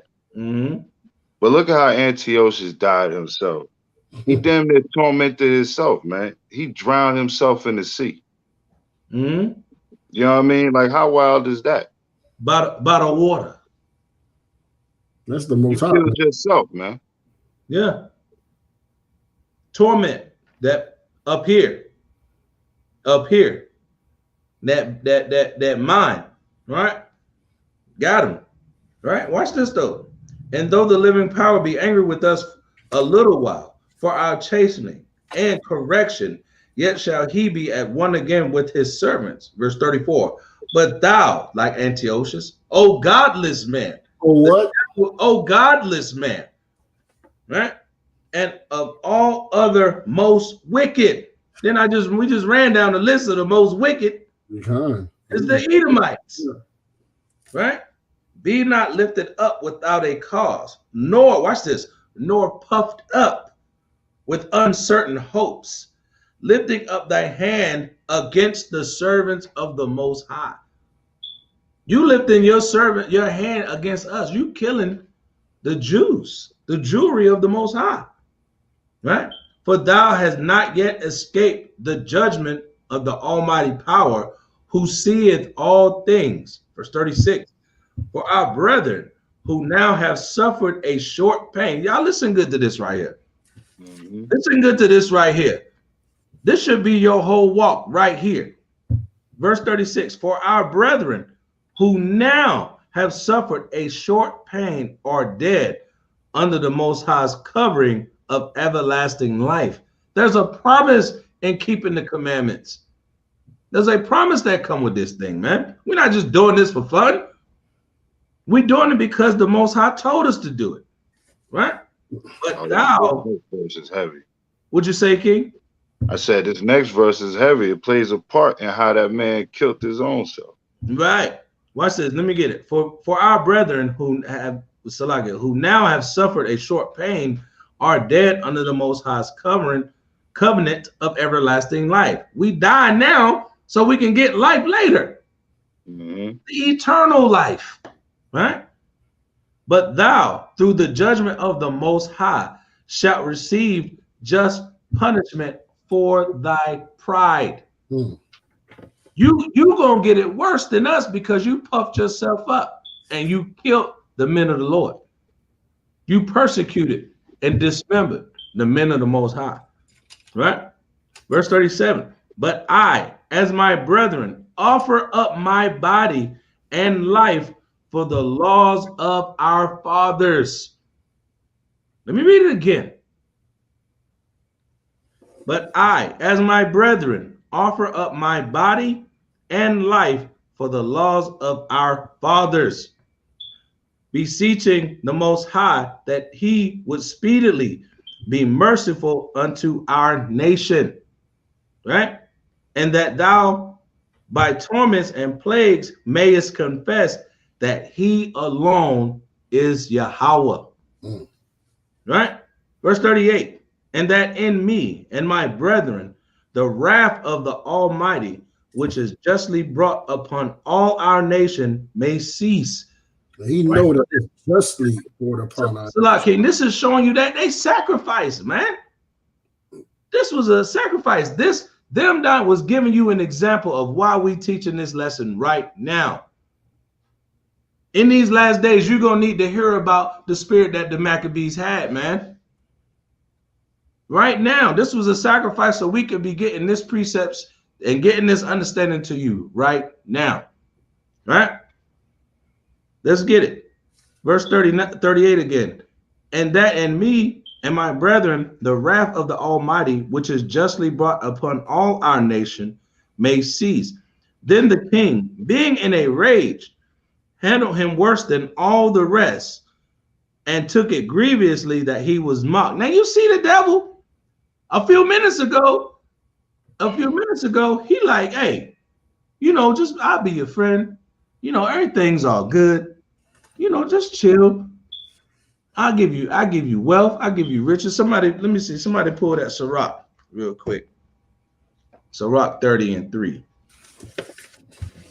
For the sister Brown. Okay. Sirach 30:3. Right? Sirach chapter 30, verse 3. He that teaches his son grieveth the enemy. Read it again. He that teaches his son grieveth the enemy. He that teaches, or in this case, she that teaches her son, right? Go ahead. Grieveth the enemy, and before his friends he shall rejoice of him. Grieveth the enemy, and before his friends, or in this case, before his other brethren, rejoice. I'm gonna go down real quick. Go ahead. Father die. He is as though he were not dead. Now we dealing with a woman that got 7 boys. Father ain't in the picture. Read that again. Though his father die, he is as though he were not dead. Why? For he have left one behind him that is like himself. Maybe he left 7 brothers behind, like himself. And watch what it say right here. Watch this. What it say? Watch this say. Let me get wait. Verse 39. Then the king, right, being in a rage, handled him worse than all the rest, and took it grievously. Wait, didn't it say? Read that verse 3 again. So I just left it. I'm here. He that teaches his son grieveth the enemy. Back over here. Verse 39, right? Then the king, being in a rage, handled him worse than all the rest, and took it grievously that he was mocked. You can't get around the words of the Most High, man. Everything lines up perfectly, right? So this man died undefiled and put his whole trust in the Most High. Last of all, after the sons, the mother died. Let this be enough now to have spoken concerning the idolatrous feast and the extreme tortures. Hey, read that one more time, Yeah, that's crazy. Right. Let me get verse 40. No, let me get verse 40 again. So this man died undefiled.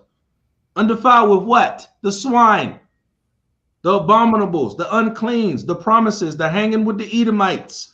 Let me be your homie now. As I just said, I'm gonna promise you everything. I'm gonna try to kill you now. I'm gonna do you worse. The devil the Bible speaks of.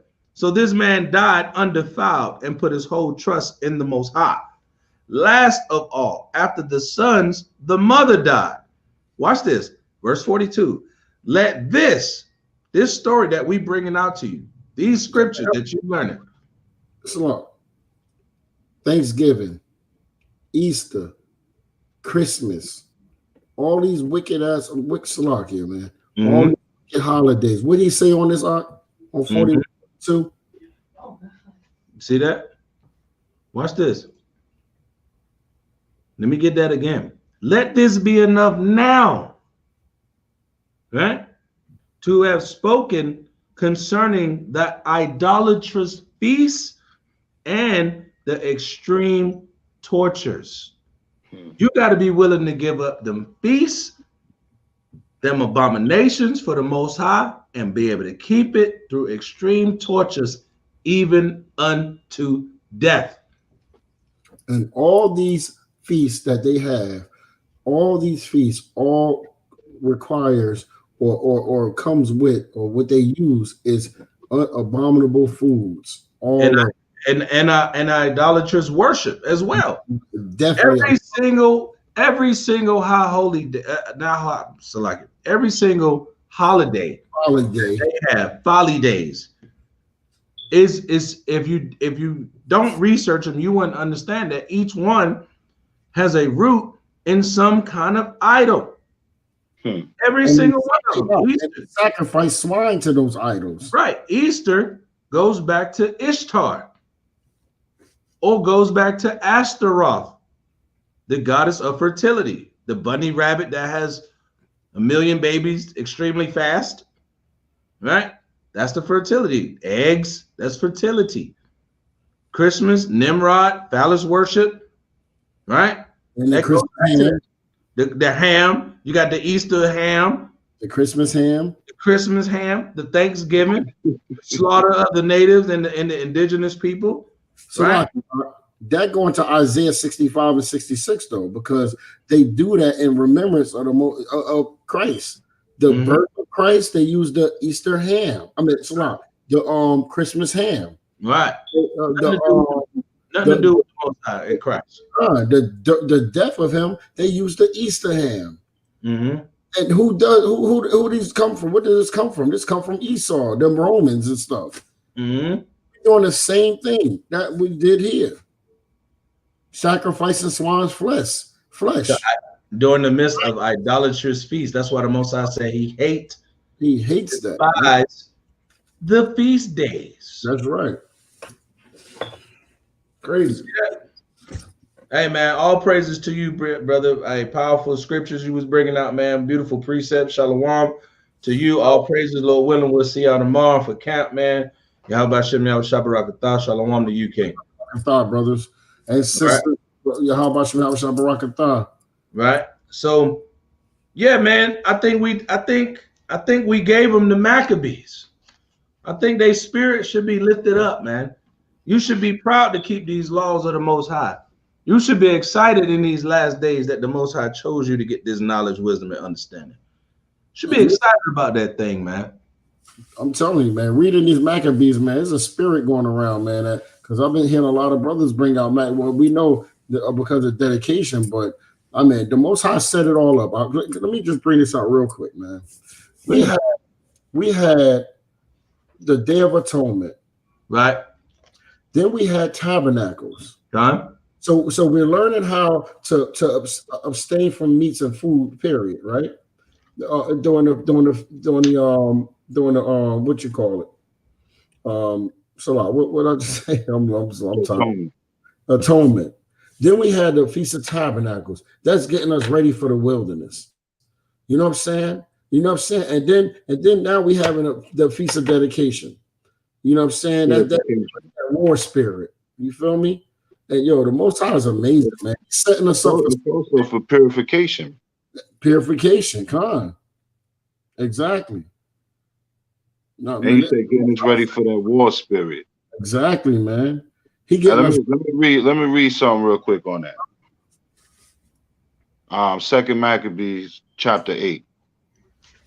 Yeah. Anyway. Chapter 8 and 16 to 18. The book of Second Maccabees, chapter 8 and verse 16. So Maccabeus called his men together unto the number of 6,000 and exhorted them not to be stricken with terror of the enemy, nor to fear the great multitude of the heathen who came wrongfully against them, but to fight manfully and to set before their eyes the injury that they had unjustly done to the holy place and the cruel handling of the city. Wherefore they made a mockery and also the taking away of the government and their forefathers. Verse 18. For they said, he trust in their weapons and boldness, but our confidence is in the almighty power. Hey, read that part one more time, brother. I'm Salaki, bro. Verse 18. For they said, he trust in their weapons and boldness. Those heathens, they trust in their weapons and boldness, man. Go ahead, Ark. But our confidence is in the almighty power. This is a spiritual warfare, man. Be vigilant, man. Pray, keep these commandments, man. And we put our trust in the Most High. Go ahead, Ark. Salat. Who at a beck can cast down both them that come against us and also all the world. All the world, man. All praises to the Most High, man. You know what I mean? So even though we facing, terrible times, we got wars on both sides of the earth going on right now. Our brothers, man, we can't have no folding spirits. We got to continue in the spirit of the Maccabees. You know what I mean? We got to remember these brothers right here. We got to remember that these weapons ain't going to save us either. That we got to have total fear and knowledge of these laws, statutes, and commandments in these last days. That's it. You know what I'm saying? Because our power can destroy the whole world for our sake. Right. All praises for that precept, Bob. Can I bring this out? I got something I want to bring out real quick. This Sirach 35 and 16. He that serveth the Most High shall be accepted with favor. Didn't we read that? Didn't we read that in Second Maccabees chapter 2? Right? He that serveth the Most High, serve the Most High. Not just, I know I'm an Israelite. No, what is your works? Right? Serve the Most High, shall be accepted with favor, and his prayer shall reach unto the clouds. Verse 17. The prayer of the humble pierceth the clouds. Until it come nigh, he will not be confident. And watch this, and will not depart. You can't get away from this. You jump into this, you making supplication to the Most High, getting your life together, don't turn back. Don't lose that spirit and that zeal that the Most High gave you, right? He will not be confident and will not depart till the Most High shall behold to judge righteously and execute judgment. Verse 18, for the Most High will, watch this. So there's two parts to this. There's a blessing for you because the Most High is hearing your prayers and he dealing with you. But now those that you're praying against, like the Maccabees, that's 6,000 versus this mighty grandiose army, right? Watch this. For the Most High will not be slack, neither will the mighty be patient toward them, till he have smitten in sunder the loins of the unmerciful. What they did to the 7 Maccabees brothers, was that merciful? What they did to the Hebrews, Hellenizing us? These heathens enslaved us. The Most High saying it's going to be unmerciful. Watch this. And repaid vengeance to the heathen till he have taken away the multitude of the proud. They got pride and a puffed up spirit and they boast in their weapons, right? And broken the scepter of the unrighteousness. He's going to break their rulership down. That's the spirit that we got to be living in and have that faith and that trust in the Most High in these last days. Hey, one more, please. One more, bro. I know I gotta bring this up. Sirach 2 and 12. And I want to get into these brothers know about this, man, about being we have to be strong, man. And we can't fear these devils, man. Right. You know, bring this up. It's beautiful. Chapter 2, verse 12. Woe be to fearful hearts and faint hands. And woe means destruction, man. Right. Right? Woe be to fearful hearts and faint hands, and the sinner that goeth 2 ways. Mm-hmm. To him that is faint-hearted, for he believeth not. Therefore shall he not be defended. Yo, we don't get defended with a fearful heart, man. Right. The Most High, you don't got nobody to protect you. But wait though. Get that next one. Get that next one. Woe unto you that have lost patience. Now, what are you seeing right now? Read that again. Woe unto you that have lost patience. Mm-hmm. And what will ye do when Yahweh shall visit you? What are you gonna do? They that fear Yahweh will not disobey his word. If you fear the Most High, you're not gonna go against his words. And they that love him will keep his ways. And if you love the Most High, you're gonna keep his ways.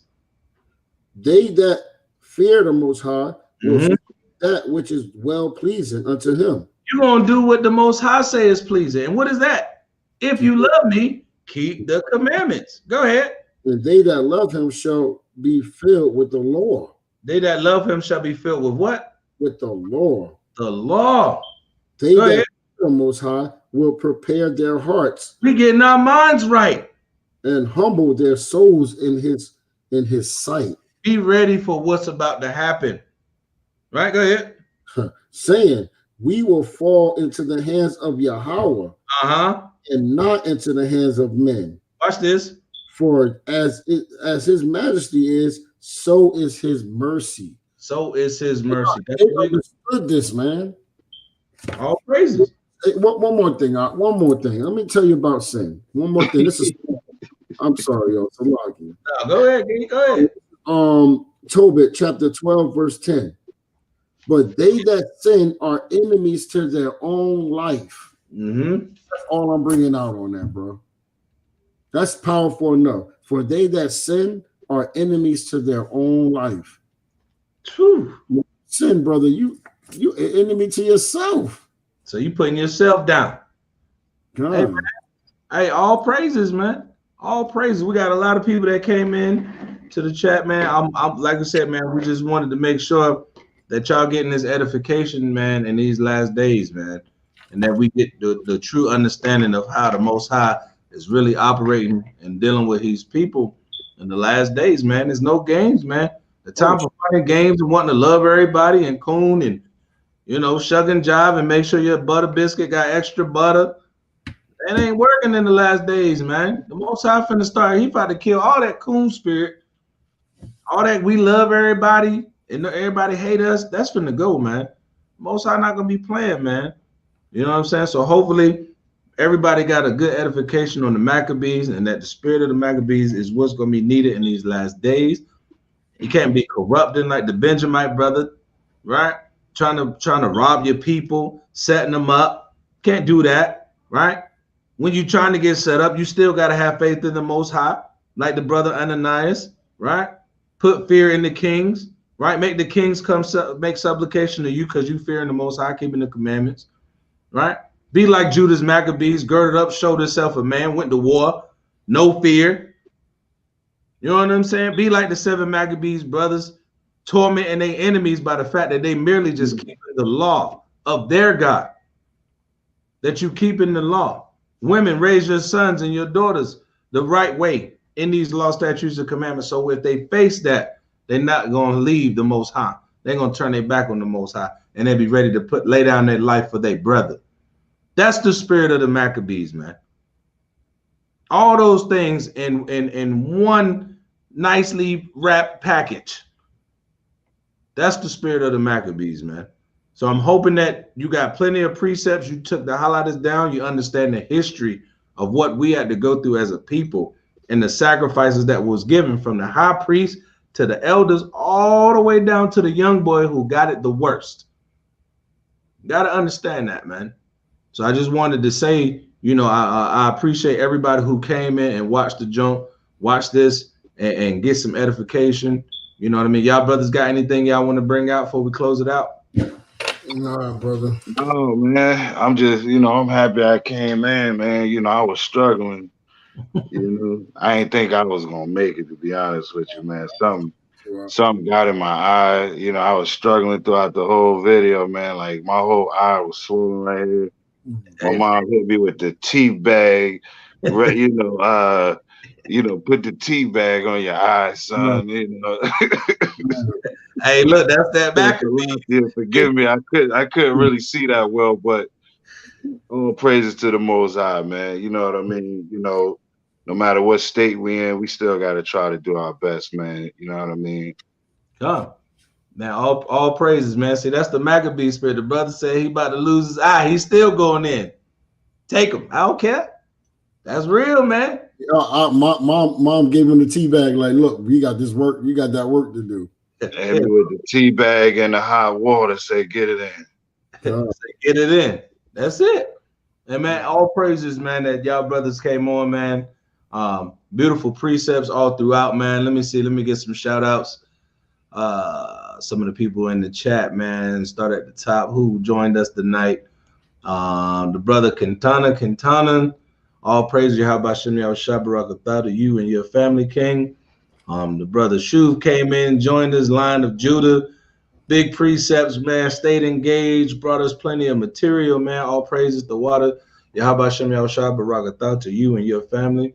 The sister Portia came in, spent the evening with us. Shalom to you, sis. Yahawashi Yahawashi to you. The brother Aaron, Bible law bearer, all praise Yahweh Shem Yahawashi to you and your family. Also, King. I see you. I'm willing to see you tomorrow. Huh? Yeah. We're gonna link up with him tomorrow. All Lord willing, we go out there and blaze the streets.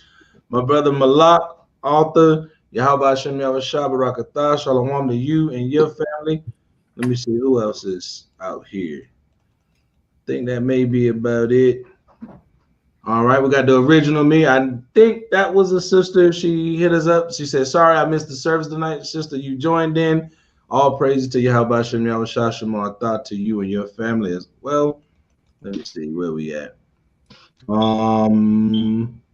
know what I mean? With some tears that came out, with some goosebumps that came out, right? A powerful lesson, man. This was a powerful lesson, man. You know what I mean? So we thankful that the Most High Sister Nadawa, by God, Melinda Tribal Gad Brown, shalom to you, Sister Kawada, for all that you do, right? Yahweh Shem Yahawashi to you. And Ahawada, right? It looks like a sister, I'm not sure, but hey, Yahweh Shem Yahawashi Shamar Atha to you as well, man. Some announcements. We're gonna hit camp tomorrow, right? Gonna hit the streets tomorrow. Go to the hood, teach the people down there, bring them some word, bring out the laws of the Most High, man. We got brothers coming over, so we're gonna try to do it big, man, for the Most High, man. Not for ourselves, not for filthy lucre. We don't get paid for that, nothing.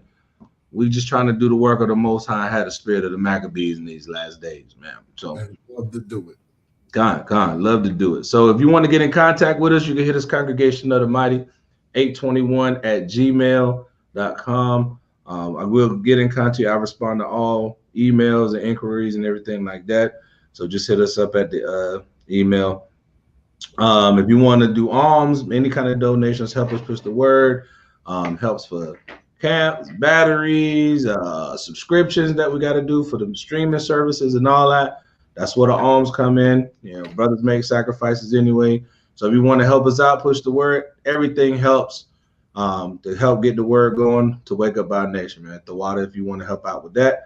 Of course, always like, comment, share, and subscribe to the channel, man. Make sure that you're spreading this word. With that, we're going to say Yahawashi, Yahawashi, Barakatah to everybody who's watching, who will watch it later on. With that, we say Kwam Yasha'Allah. Let's give all praise to Yahweh. Yahweh, Bashem, Hamashiach, Yahawashi. Right? And with that, we're going to say Shalom, Israel. Shalom. Shalom.